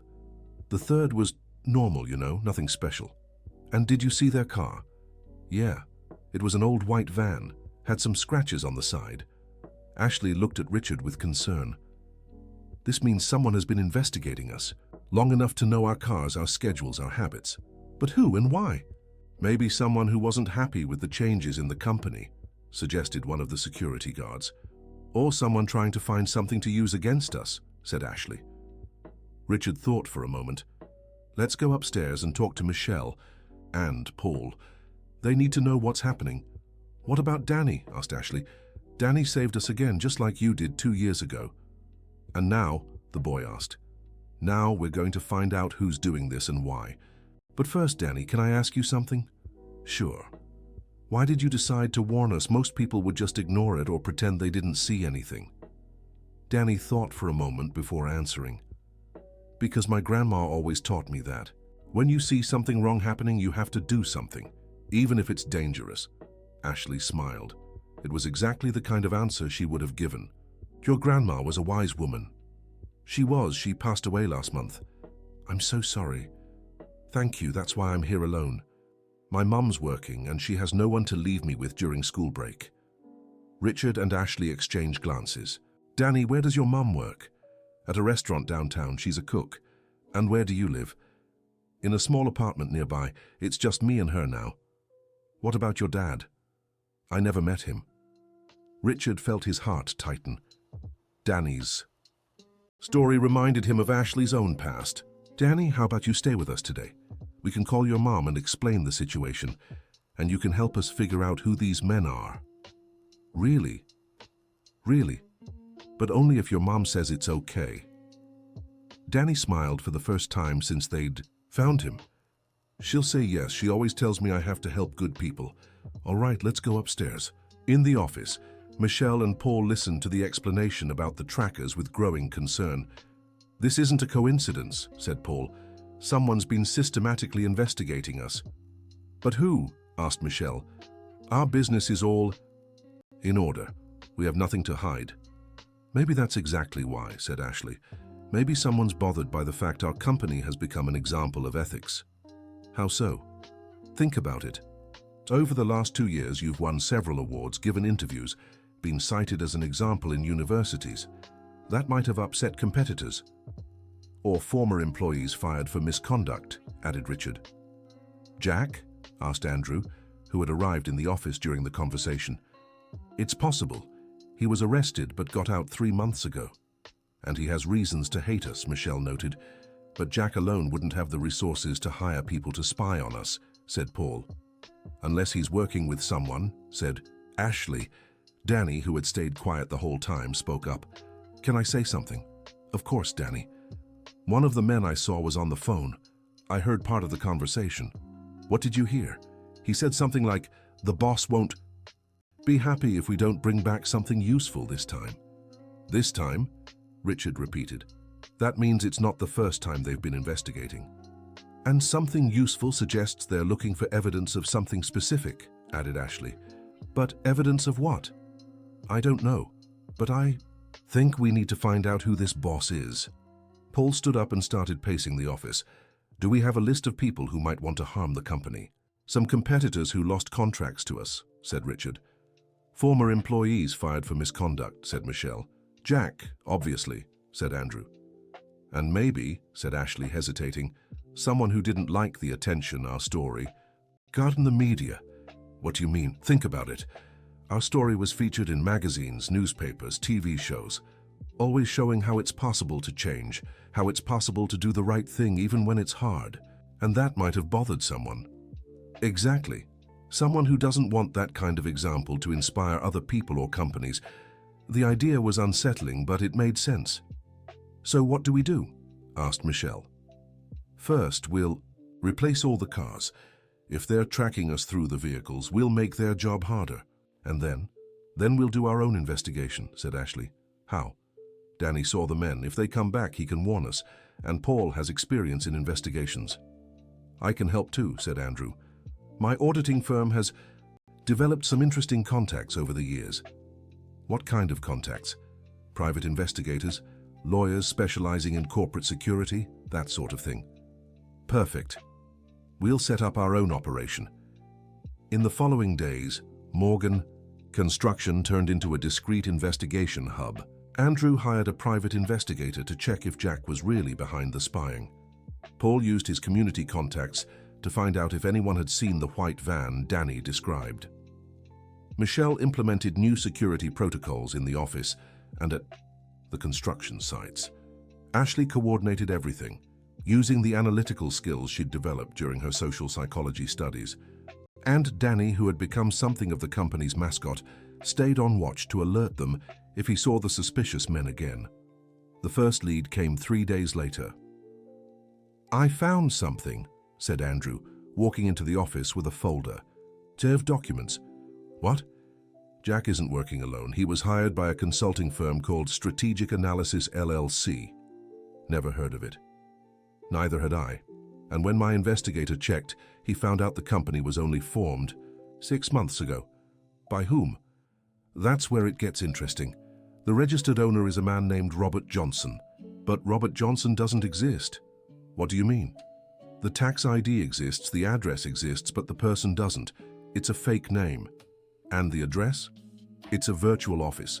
Someone pays to receive mail there, but no one ever works on site. So someone created a shell company to hire Jack and investigate our business. Exactly. But who? We don't know yet, but we have more information. Andrew opened the folder and showed several photographs. My investigator got these photos of the white van Danny described. It was spotted multiple times in the area, always at the same times we knew we were being watched. Did they identify the van's owner? Yes. It's registered under Charles Edward Thompson. But when they checked, they found out Charles Edward Thompson died 2 years ago. Another fake name. Another fake name. Ashley studied the photographs carefully. Andrew, do these photos show the faces of the men in the van? Some of them do. Danny, called Ashley, can you come here a minute? Danny, who was helping Michelle organize some documents, hurried into Richard's office. Yes, Miss Ashley. Look at these photos. Are these the men you saw in the parking lot? Danny examined the images closely. This one, yes, he said, pointing at a photo. The tall one with the scar on his face. And the others? This one, too. He pointed to another photo. The bald guy. And the third? I can't see him clearly in these pictures. That's okay. It's a start. Just then, Paul walked into the office with a strange expression. Everyone, I think I found something important. What? Remember how I was checking if anyone had seen the white van around the area? Yes. Well, I talked to the doorman of a nearby building. He said the van was parked in front of his building for several hours last week. And he thought it was odd because the men in the van were using professional photography equipment, big lenses, recorders, that kind of thing. Were they photographing us? More than that, they were documenting everything, who comes in, who goes out, what time, with whom. That's way more elaborate than just putting trackers on the cars. Yeah, and there's more. What? The doorman said one of the men in the van was always on the phone, and in one of the calls he heard the person say, "We need something that completely destroys their reputation." The silence that followed was tense. "So they're not just investigating us," said Richard. "They're looking for ways to harm us." "Or they're trying to invent ways to harm us," said Ashley. "What do you mean?" "If they don't find anything real, they might fabricate false evidence." The possibility was terrifying. "What do we do now?" asked Michelle. "Now we go on the offensive," said Ashley. "How?" "We find out who's behind this and confront them directly." "That could be dangerous." "Staying on the defensive is dangerous too. If they're planning to ruin our reputation, we need to act before they do." "And how do we find out who's behind it?" "Follow the money," said Andrew. "What money?" "The money funding this whole operation. Creating shell companies, renting professional equipment, hiring people. All that costs a lot." "And how do we follow that money?" "By investigating everyone with the financial means and motive to harm us. That could be a lot of people." "Then we start with the most obvious ones." Over the next few hours, they made a list of possible suspects, direct competitors who'd lost major contracts to Morgan Construction, former employees who'd been fired and had financial resources, business owners who'd been publicly criticized for unethical practices and might resent the positive attention Morgan Construction was getting, politicians or public officials who might have felt exposed by the company's transparent practices. "It's a long list," Michelle noted. "But we can rule some out quickly," said Paul. "For example, people who wouldn't have access to the information needed to set up an operation like this." "What information?" "Our personal addresses, our schedules, the cars we drive. That's not public." "So we're looking for someone who knows our routines," said Richard. "Or someone who hired people to figure out our routines," corrected Ashley. "Either way, it narrows things down."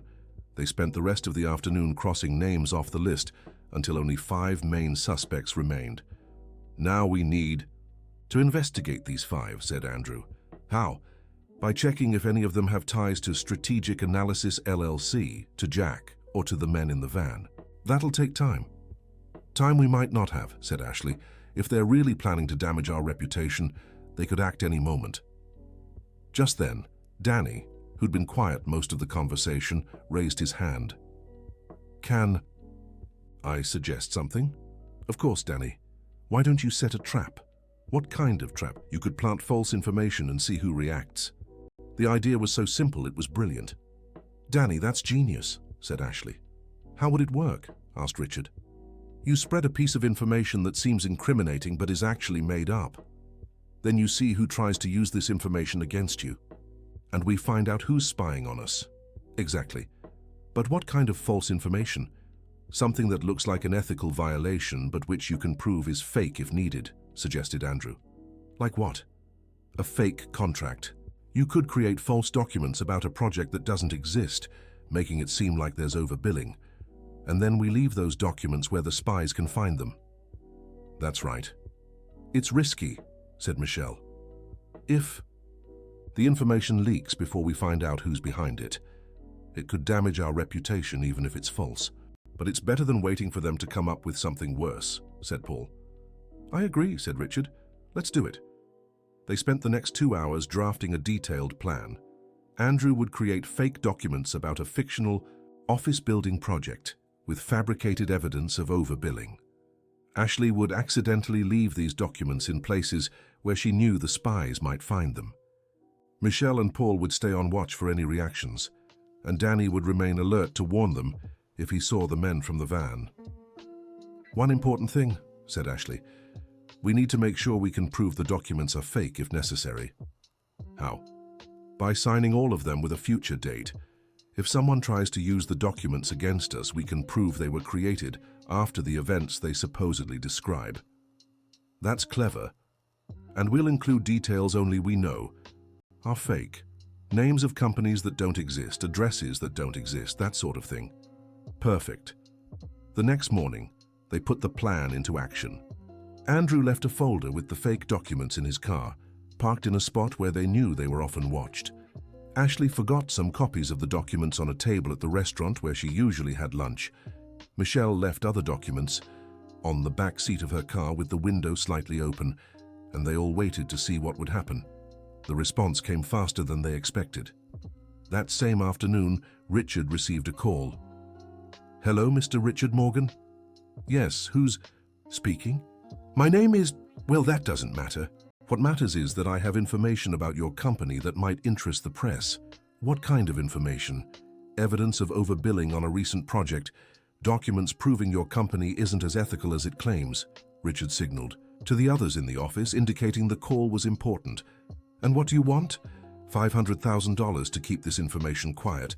"And if I refuse, then tomorrow morning, every newspaper in the city will receive copies of the documents. Can I see these documents before deciding?" "You can. I'll send some photos by email right now." "To which email?"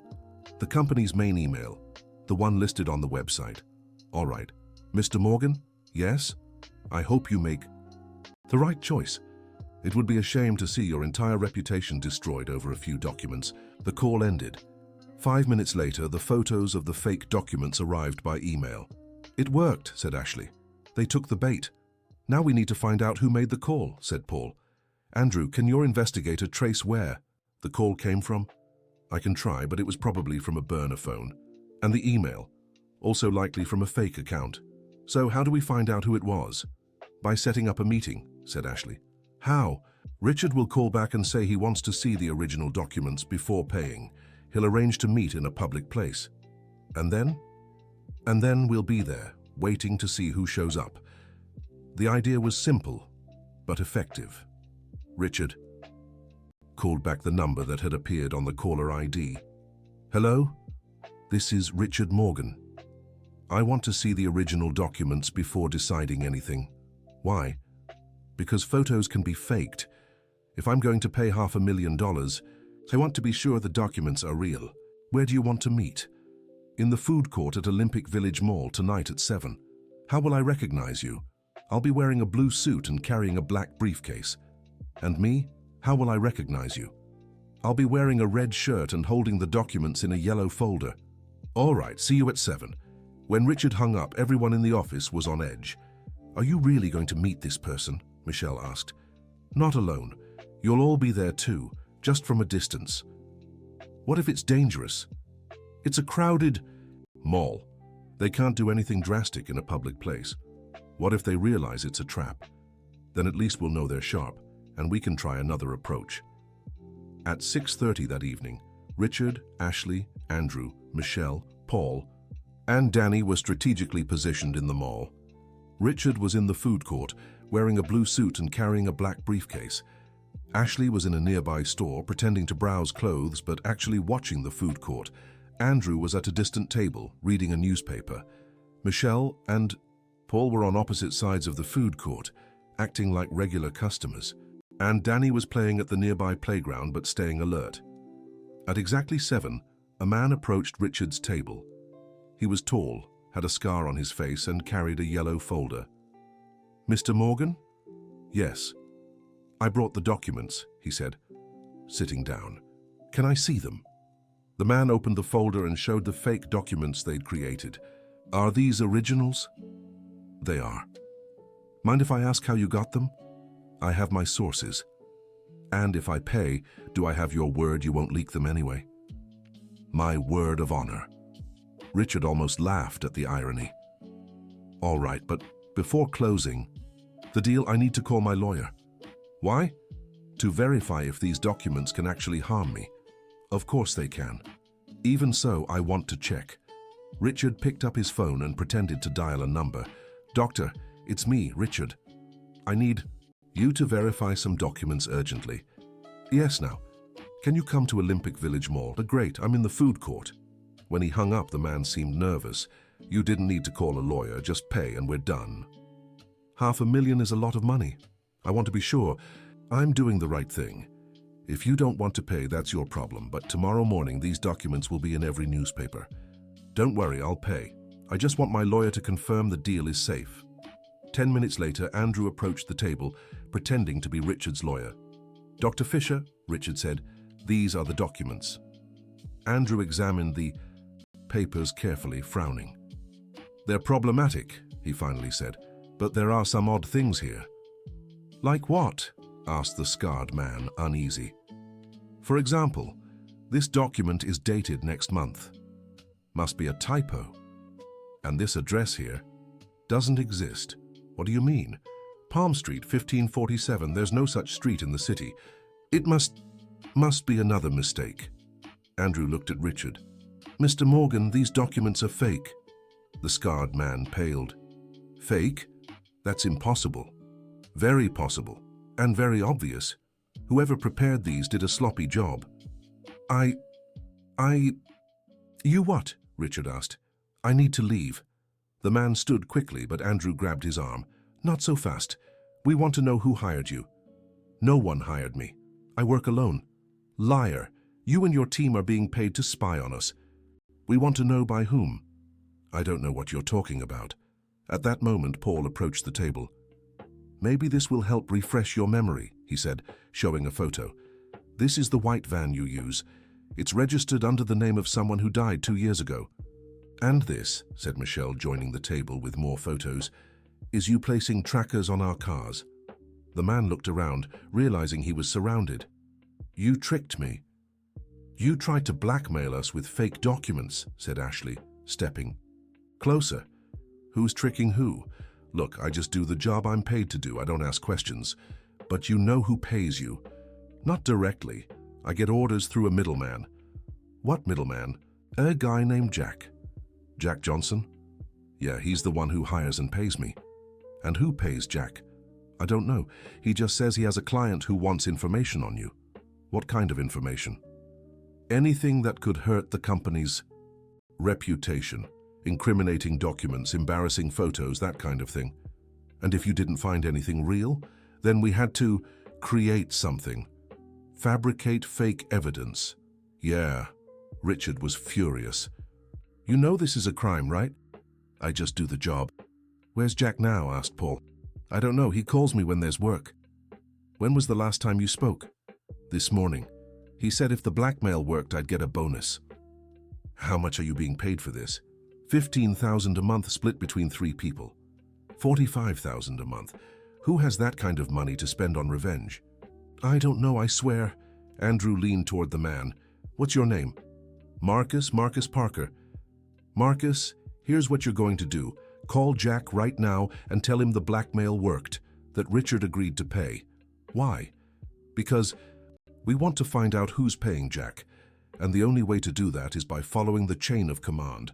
And if I refuse, then we'll call Mal Security and hand you over to the police for attempted blackmail. Marcus looked around the table, seeing no way out. Fine, I'll call. He picked up his phone and dialed. Jack? It's me, Marcus. It worked. The guy's gonna pay at $500,000 like we agreed. When do you want me to deliver the money? Got it. Tomorrow at 2 in the afternoon. Where? Union Square by the bank near the fountain. Okay, see you tomorrow. When Marcus hung up, Richard smiled for the first time in days. Perfect. Now we know where Jack will be tomorrow. And then? Then we follow Jack and find out who he delivers the money to. And after that, we confront the person behind all of this. The next morning, everyone was positioned at Union Square. Jack arrived right at 2, looking nervous and constantly glancing around. Marcus approached him and handed over a folder. Here it is, said Marcus. $500,000? $500,000. The guy didn't ask any questions. None. He was scared. Great. My client will be happy. Who is your client anyway? That's none of your business. Did you get what we agreed? I did. Then the job's over. I don't want to see you around here again. What if you need me again? I'll call you. Jack tucked the folder away and quickly walked off. Richard, watching from a distance, began following discreetly, keeping enough space to stay unnoticed. Jack walked several blocks, always looking over his shoulder, before finally entering a commercial building downtown. Richard waited a few minutes before approaching the building. It was an old structure with several small offices. He entered the lobby and checked the directory. One name stood out: Thompson Business Consulting and Associates, 12th floor. Richard remembered the fake name used to register the van, Charles Edward Thompson. He went up to the 12th floor and found the office door. Voices were coming from inside. He approached carefully and managed to catch part of the conversation. "Too long to get so little," said a voice he didn't recognize. "They're more careful than we thought," replied Jack's voice. "Careful or not, I need something concrete by the end of the week." "Why the rush?" "Because they're getting too much attention. The more positive press they get, the harder it becomes to ruin their reputation." "What if we don't find anything real? Then we'll have to use more creative methods." "What do you mean?" "Leave that to me. You just focus on keeping an eye on them." Richard heard footsteps approaching the door and quickly stepped back, hiding in the emergency stairwell. The door opened, and Jack walked out carrying the same briefcase he'd received from Marcus. A few minutes later, a well-dressed man in his 50s also left the office. Richard recognized him immediately. It was Frank Anderson, owner of one of the biggest competing construction firms in the area. Everything made sense now. Frank had lost several major contracts to Morgan Construction over the past 2 years. His company had been criticized in the media for questionable practices, while Richard's firm was constantly praised. Frank's vendetta wasn't just professional, it was personal. Richard waited until Frank left the building before heading down. He needed to tell the others what he'd found. An hour later, everyone was gathered at Morgan Construction's office. "Frank Anderson," Richard said. "He's the one behind all of this." "Are you sure?" Michelle asked. "Absolutely. I heard him talking with Jack." "What were they planning?" "Frank wants to destroy our reputation before we get even more exposure. And if he can't find real evidence, he's willing to use more creative methods." "Creative methods like what?" Ashley asked. "I don't know. But it can't be good." "What do we do now?" "Now we confront Frank directly." "Is that wise?" Andrew asked. "If he's willing to use creative methods, it could be dangerous. More dangerous than letting him keep working against us." "But how do we confront him? We don't have solid proof he's behind this." "We have Marcus's testimony. We have the fake documents.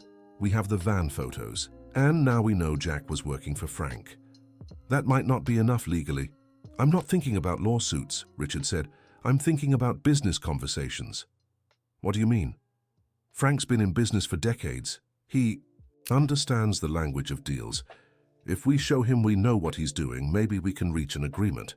"What kind of agreement?" "He stops the attacks and we don't expose what we've learned about his practices. And if he refuses, then we go to Plan B, which is full exposure, media, authorities, everything." The decision was made. Richard would contact Frank and set up a meeting. The call was made that same afternoon. "Frank, it's Richard Morgan." "Richard, what a surprise. How are you?" "Fine, thanks. Frank, we need to talk about something important." "What about?" "I'd rather not discuss it over the phone. Can we meet?" "Of course. When?" "Tonight, if possible." "Where?" "The Franklin. At 8 o'clock. Table reserved under my name." "All right. Something urgent?" "Let's just say it's a matter of mutual interest." "Intriguing. See you at 8 then." At exactly 8 o'clock, Richard arrived at the restaurant. Frank was already there, sipping whiskey and looking relaxed. "Richard, have a seat. Want a drink?" "Just water, thanks." "So, what's this mysterious matter about?" Richard got straight to the point. "Frank, I know you hired Jack Johnson to spy on me." Frank's expression changed drastically. "What are you talking about?" "I'm talking about Thompson Business Consulting and Associates. I'm talking about the trackers on our cars. I'm talking about the attempted blackmail with fake documents."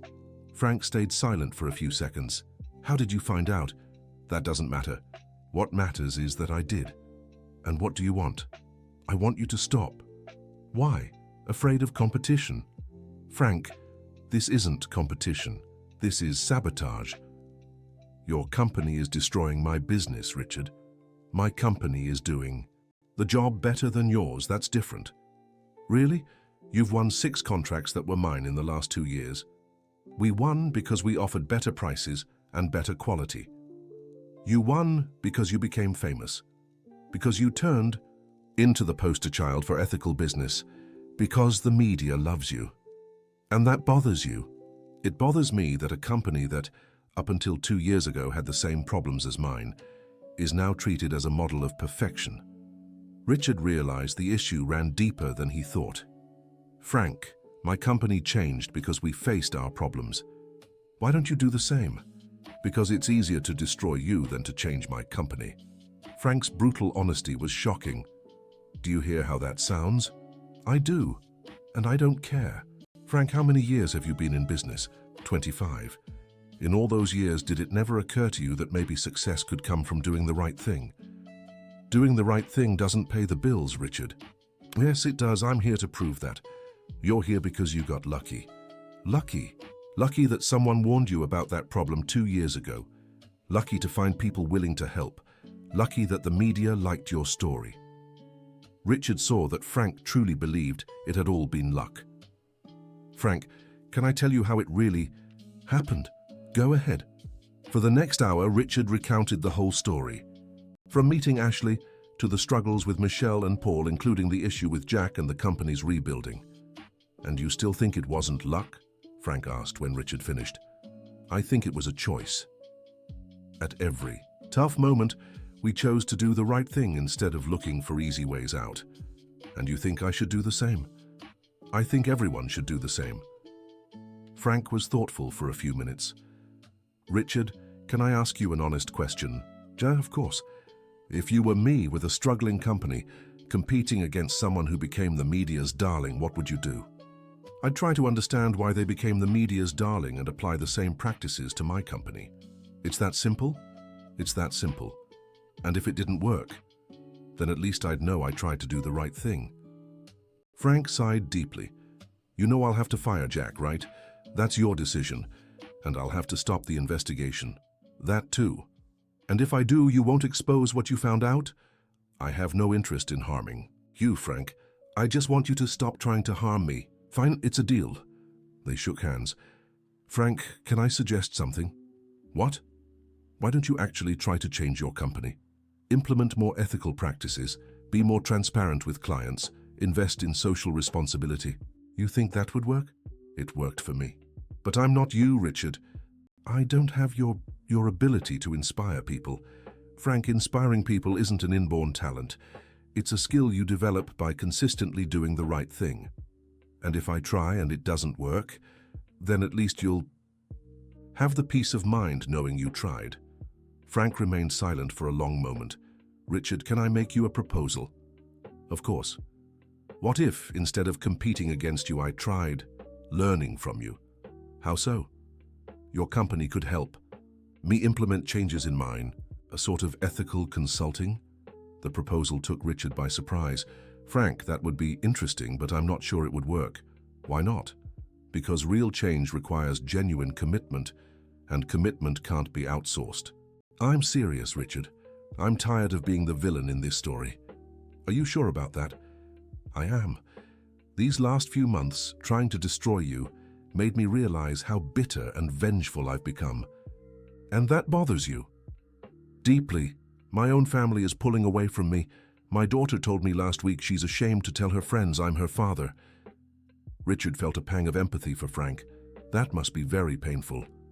It is, and it made me realize I've become exactly the kind of person I despised when I was young. Frank, change is possible, but it has to come from within. How did you change? By being forced by circumstances to face the consequences of my mistakes, and by having people by my side who helped me see better paths. And would you do that for me? Richard thought carefully before answering. Frank, I can introduce you to the people who helped me. I can share what I've learned, but the real work has to be done by you. I understand. And there's a condition. What? First, you have to fully resolve the situation with Jack and the men you hired. No loose ends. Understood. Second, you have to be completely transparent with your team about the changes you want to make. That'll be hard. Real change always is. And third?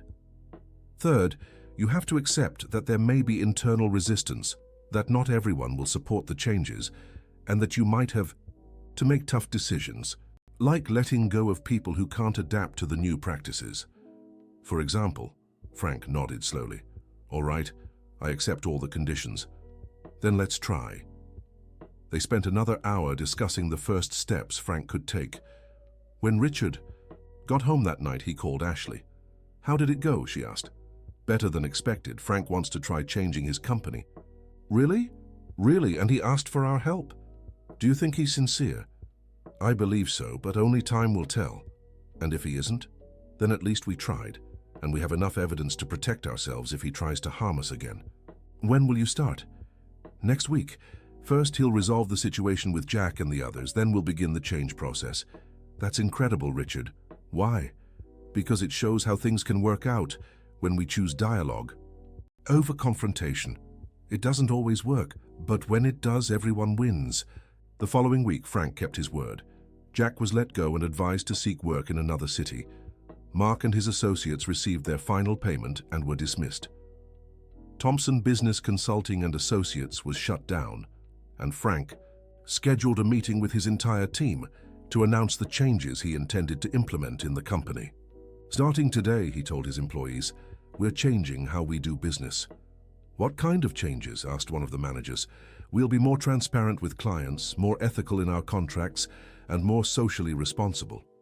"Why now?" "Because I've realized competing unfairly isn't sustainable in the long run, and because I want to take pride in the company I've built." Will this affect our competitiveness? It might in the short term, but I believe in the long run, it will make us stronger. So what if some employees don't agree with the changes? Then we'll have to part ways. I'd rather have a small, committed team than a large, misaligned one. The reaction from Frank's team was mixed. Some employees enthusiastically supported the changes, others were skeptical, and some were clearly opposed. In the following weeks, 3 managers resigned. 2 supervisors were let go for actively resisting the new practices, and several employees had to be retrained. But gradually, the changes began to take effect. The first victory came when Frank's company won a major contract after submitting the most transparent and detailed proposal among all competitors. "It worked," Frank said to Richard during one of their consulting meetings. "This is just the first step," Richard replied. "Real change takes time." "How long?" "In our experience, at least a year for the changes to solidify, and several years for them to become part of the company's culture." "Is it worth it?" "Ask me again in a year." But Frank didn't have to wait a year for his answer. 3 months after the changes began, his daughter came to him. "Dad, my friends are talking about your company," she said. "Talking? About what?" "That you're doing amazing work, that the employees seem happier, that clients are praising you." "And does that make you proud?" "Very proud." Frank felt an emotion he hadn't experienced in years. "Thank you for giving me another chance," he said. "Thank you for changing." 6 months later, the 2 companies, Morgan Construction and Anderson Construction, were working together on a low-income housing project that would serve as a model for the entire region. "Who would have thought," Ashley remarked, watching the teams from both companies working side by side, that 2 years ago these companies were enemies. "It's amazing how things can change when people are willing to change," Richard replied. "And Danny, how is he?" Danny had become a constant presence at Morgan Construction. Officially, he was doing a summer internship. Unofficially, he'd become the company's official problem detector. "Danny's doing great. His mother got a better job. They moved to a bigger apartment, and he's thinking about studying engineering when he grows up. Inspired by you? Inspired by the possibility of building things that make a difference in people's lives." "And Michelle and Paul?" Michelle became CEO of the social division, which is now an independent company. Paul is writing a book on business ethics and has been invited to speak at several universities. "And Andrew?" Andrew expanded the consulting firm to 3 states and is developing an ethical auditing certification program. Everyone's grown. Everyone's changed, and change almost always leads to growth. "And Charles? Do you know how he's doing?" "I do. He started a small home renovation business. It's going well, and Michelle told me he's dating again. Has he completely forgiven you?" "I don't know, and maybe it's not important. What matters is that he's moved on." "And you? Have you forgiven yourself?" Richard thought for a moment before answering. "I've come to accept that I made serious mistakes, And I've accepted that despite those mistakes, I can still do good things. That's forgiveness. Maybe it is. Just then, Richard's secretary entered the office. "Mr. Richard, there's a call for Ms. Ashley. It's from the university." Ashley took the call and spoke excitedly for a few minutes. "What was that about?" Richard asked when she hung up. "My master's thesis was approved with honors, and the university wants me to consider pursuing a PhD. That's fantastic. What's your thesis about?" "Our social reintegration programs, how companies can be agents of change in the lives of vulnerable individuals. Based on our experience, based on my experience, and the experiences of many others I met during my research. And will you pursue your doctorate?" "I'm still deciding. The university offered a full scholarship, but it would mean dedicating myself almost entirely to my studies." "What worries you?" "Leaving the company, leaving this work I love." "Ashley, remember what you told me 2 years ago? That sometimes the worst things that happen are the beginning of the best." "I remember. Maybe it's time for you to apply that philosophy to your own life." "How so?" "Pursuing your doctorate doesn't mean leaving this work forever. It means preparing yourself to do even greater work." "What kind of greater work?" "I don't know, but I'm sure someone with your intelligence and experience can change many lives if given the right tools." "What if I get my doctorate and then don't know what to do with it?" "Then you come back here and we'll keep working together. Only you'll be even better equipped to help people." Ashley smiled. "You're right. I'll accept the scholarship." "When would it start?" "Next month. Then let's throw a farewell party." "It's not farewell. It's see you later." "You're right. Let's throw a see you later party." The party was held a week later in the company's event hall. Everyone from Morgan Construction was there, along with Andrew's team, Michelle and Paul, Frank, and some employees from Anderson Construction, and even Charles showed up to wish Ashley good luck. "Ashley," said Richard, addressing everyone, 2 years ago, you saved my company by warning me about a stranger near my Lexus. Today, you're saving hundreds of other companies and thousands of people through your academic work." "It's not quite like that," Ashley protested. "Yes, it is. Your research on social reintegration is already being used by companies across the country. Your ethical consulting model has inspired dozens of similar initiatives." "That's teamwork. It's the work of someone who had the courage to do the right thing when it was easier to do nothing, like all of you did." "Exactly. And that's why your story, our story, is so important." Michelle stood up to speak. "When I came to work here, I was full of anger and distrust. Ashley taught me it's possible to turn anger into positive energy." Paul also spoke up. "Ashley taught me that revenge is never as satisfying as justice, and that true justice benefits everyone, not just those who were wronged." Andrew spoke next. "Ashley taught me that mistakes can be opportunities for growth, as long as we have the courage to face them." Frank was the last to speak.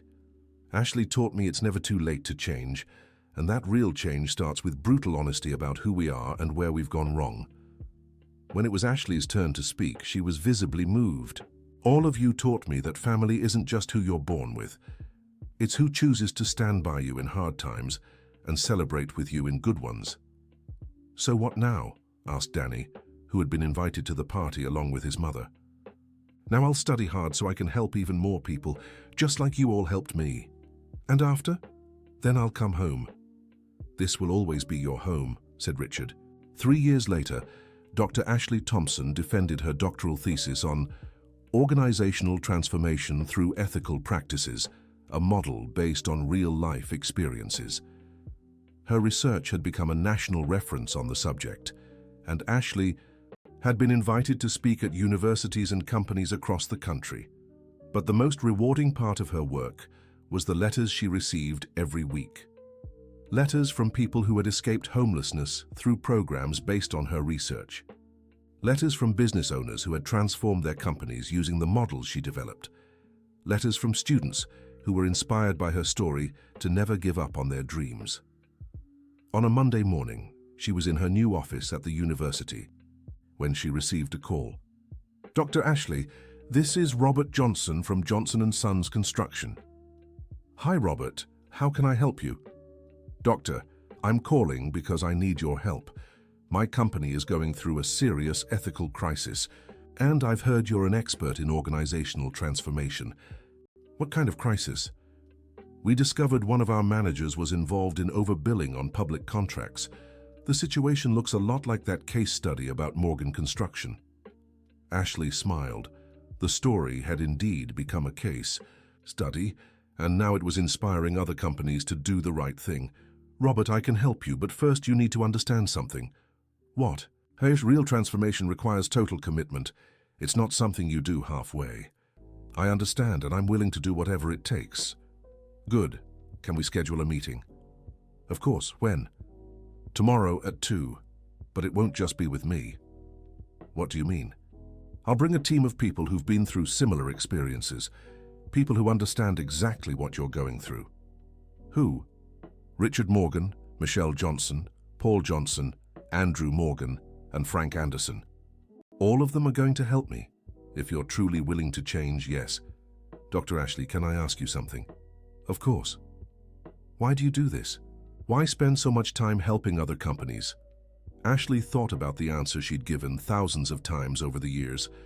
Because we've learned that when good people help you in a difficult moment, the only way to repay that is by helping others when they need it. Is it some kind of business philosophy? It's a life philosophy. The next day, Robert Johnson arrived nervously at the office Richard kept specifically for ethical consulting meetings. Robert, Richard said, greeting him, welcome. Thank you for meeting with a competitor. We don't see you as a competitor, Michelle said. We see you as someone who could become a partner in making the business world more ethical. How so? Simple, Paul said. The more companies adopt ethical practices, the better it is for everyone. Customers are more protected, employees are more motivated, and society as a whole benefits. And you're not afraid of losing contracts. We've found that when you do the right thing, work never runs out, Frank said. Frank, Robert said, I heard your company went through similar problems. It did. And I can tell you that facing the problem head-on was the best decision I ever made, even though it was painful, especially because it was painful. Ashley took charge of the meeting. Robert, let's start with the basics. Tell us exactly what happened. Over the next 2 hours, Robert shared his story. It was strikingly similar to the original Morgan Construction case. A trusted employee had set up an overbilling scheme, the entire company was at risk, and Robert was torn between covering it up or addressing it publicly. And what do you think you should do? Andrew asked. Honestly, I wanted to hide everything and quietly fire the employee. Why? Because I'm afraid. Afraid of losing clients, afraid of losing contracts, afraid my company won't survive the scandal. It's a legitimate fear, Richard said. I felt the same way. How did you get past it? Realizing that hiding the problem would be worse in the long run than facing it. How so? Robert, said Ashley, can I ask you a tough question? Of course. If you hide this problem and it resurfaces later in another way, how would you feel? Terrible. And if a client finds out on their own and realizes you knew but didn't say anything, even worse. And if other employees learn about the scheme and see you didn't take action, awful. So, in reality, you're not choosing between a bad option and a good one. You're choosing between a difficult option now and a catastrophic one later. Robert fell silent for a few minutes. You're right, but I'm still scared. Fear is normal, said Michelle. I was terrified too when I first started working here. But would you help me if I decided to face the problem? Of course, said Paul, just like we were helped. What would that help look like? First, said Andrew, we'd help you organize all the evidence and calculate the actual damage. Second, said Frank, we'd help you plan how to communicate the situation to employees, clients, and the media. Third, said Richard, we'd help you implement new controls to ensure this never happens again. And fourth, said Ashley, we'd help you turn this crisis into an opportunity to improve the company as a whole. And how much would you charge for this consulting? Nothing, said Michelle. What do you mean, nothing? We don't charge money, said Paul, but we do charge commitment. What kind of commitment? Commitment to make the necessary changes even when it's hard, said Andrew. Commitment to be transparent with us throughout the whole process, said Frank. And commitment to help other companies when they need it, said Richard. Like you helped me today, Ashley added. Robert looked around the room, seeing the faces of people who had gone through similar experiences and had chosen the harder but right path. Okay, he said finally. I accept your help. Are you sure? Asked Ashley. I am. For the first time in weeks, I'm sure about something. And what's that? The certainty that I want to be the kind of businessman my kids can be proud of. Then let's get started, said Richard. In the following months, Johnson & Sons Construction went through the same transformative process that had revolutionized the other companies. Robert confronted the problem publicly, implemented new controls, dismissed employees involved in questionable practices, and restructured the entire company culture. It wasn't easy. The company lost some contracts, had to let go of several employees, and went through a tough financial period. But gradually, it began to reap the rewards of the changes. New clients, drawn by the company's reputation for honesty, more motivated and committed employees, more profitable contracts based on real quality rather than artificially low prices. And most importantly, Robert regained pride in his work. Ashley, he said during one of the final consulting meetings, thank you for teaching me that doing the right thing can be good for business. So that's not what I taught, Ashley replied. No, what I taught was that doing the right thing is more important than being good for business. It just happens that most of the time, the two align. What's the difference? The difference is motivation. If you do the right thing only because it's good for business, you'll stop when it's no longer convenient. If you do it because it's the right thing, you'll keep doing it even when it's hard. And do you think I've internalized that difference? What do you think? Robert thought for a moment. I think I have. Last week, I had the chance to land a big contract using questionable practices, and I turned it down, even though I needed the money. Why did you refuse? Because when I imagined explaining to my kids how I got that contract, I couldn't think of a version of the story that would make me proud. Ashley smiled. So you've learned. 5 years after the whole story began, Ashley was in her new role as director of the Institute for Ethical Business Transformation, an organization she had created to centralize all the consulting work she and her partners were doing. The Institute had already helped over 50 companies go through ethical transformation processes. It had developed social reintegration programs being used across the country, and it had trained hundreds of consultants specializing in organizational change. But the project Ashley was most proud of was the Network of Ethical Companies, a group of businesses that publicly committed to maintaining high ethical standards and helping other companies do the same. The network had started with just 5 companies: Morgan Construction, Michelle and Paul's company, Anderson Construction, Andrews Consulting Firm, and Johnson & Sons Construction. Now it had over 200 affiliated companies nationwide.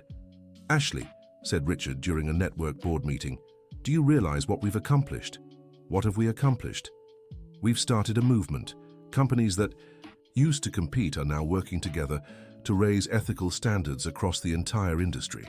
It really is amazing, Michelle agreed. And it all began because someone noticed something suspicious and decided to tell a stranger, said Paul. It wasn't just that, said Ashley. It started because several people at different times chose to do the right thing, even when it was harder. So what's next? Asked Andrew. What's the next step? The next step, said Frank, is making sure this movement outlives all of us. What do you mean? In 20, 30 years, when we're no longer here, will others keep doing this work?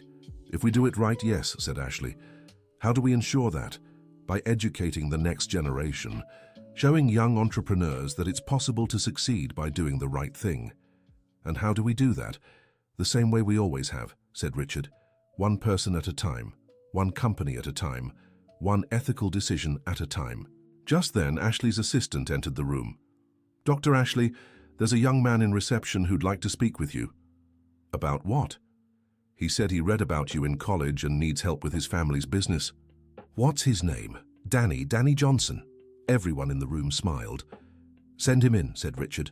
Danny walked into the room, now 20 years old, with an engineering degree, and the same determination he'd shown as a child.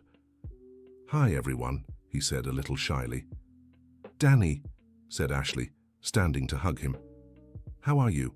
"Good, thanks. Graduated, employed, and with a problem." "What problem?" "My mom started a small catering business. It's doing well, but she found out one of the suppliers is selling expired products to save money. And she doesn't know what to do. She wants to report it, but she's afraid of losing the supplier and having to close the business." "And you? What do you think she should do?" Danny smiled. "You taught me we should always do the right thing, but I thought maybe you could help her find a way to do the right thing without hurting the business." "Of course we can," said Michelle. "That's exactly the kind of situation we exist for." "Really, really," said Paul. "And you know what? You can be part of the process." "How?"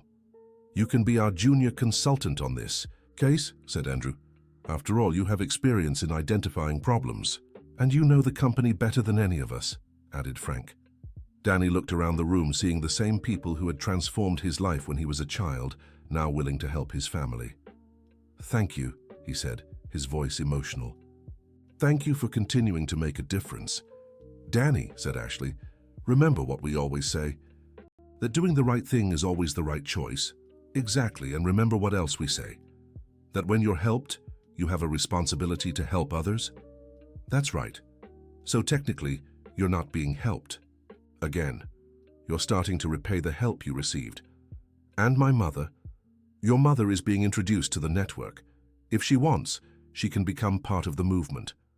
"What movement?" "The movement of people who believe it's possible to change the world by doing the right thing, one decision at a time."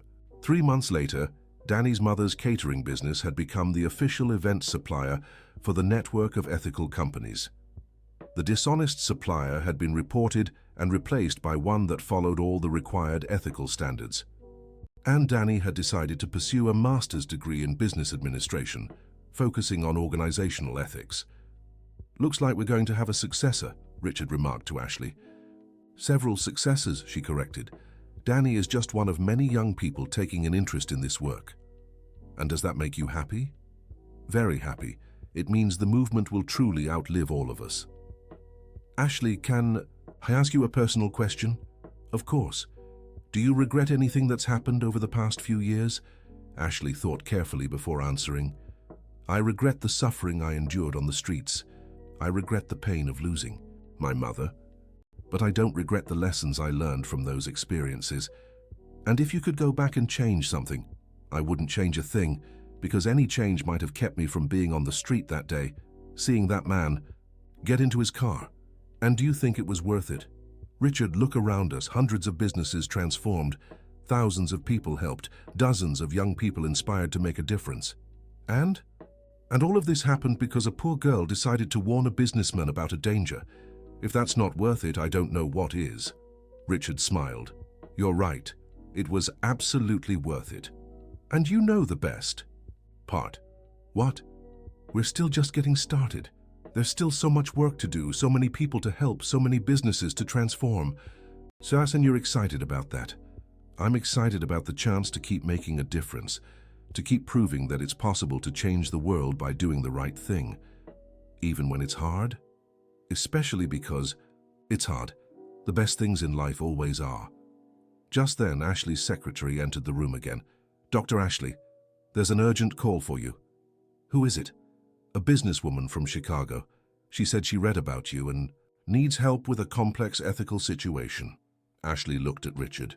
"Ready for another adventure?" "Always ready." And together, they went to take another call, knowing that on the other end of the line was someone needing help to do the right thing, and that they had both the responsibility and the privilege to offer that help. Because they had learned that life is made of choices, and that choosing to do the right thing even when it's hard always leads to a better place. The end. Now tell us what you thought of the story and where you're reading from. If you have something to share with us, leave your honest thoughts in the comments. Do you think Richard made the right decisions throughout the story? Do you believe Ashley could have acted differently at any point? We'd love to hear your thoughts on this journey of transformation and overcoming challenges. Thank you so much for joining us. Don't forget to leave your like and, most importantly, subscribe to the channel so you won't miss other inspiring stories.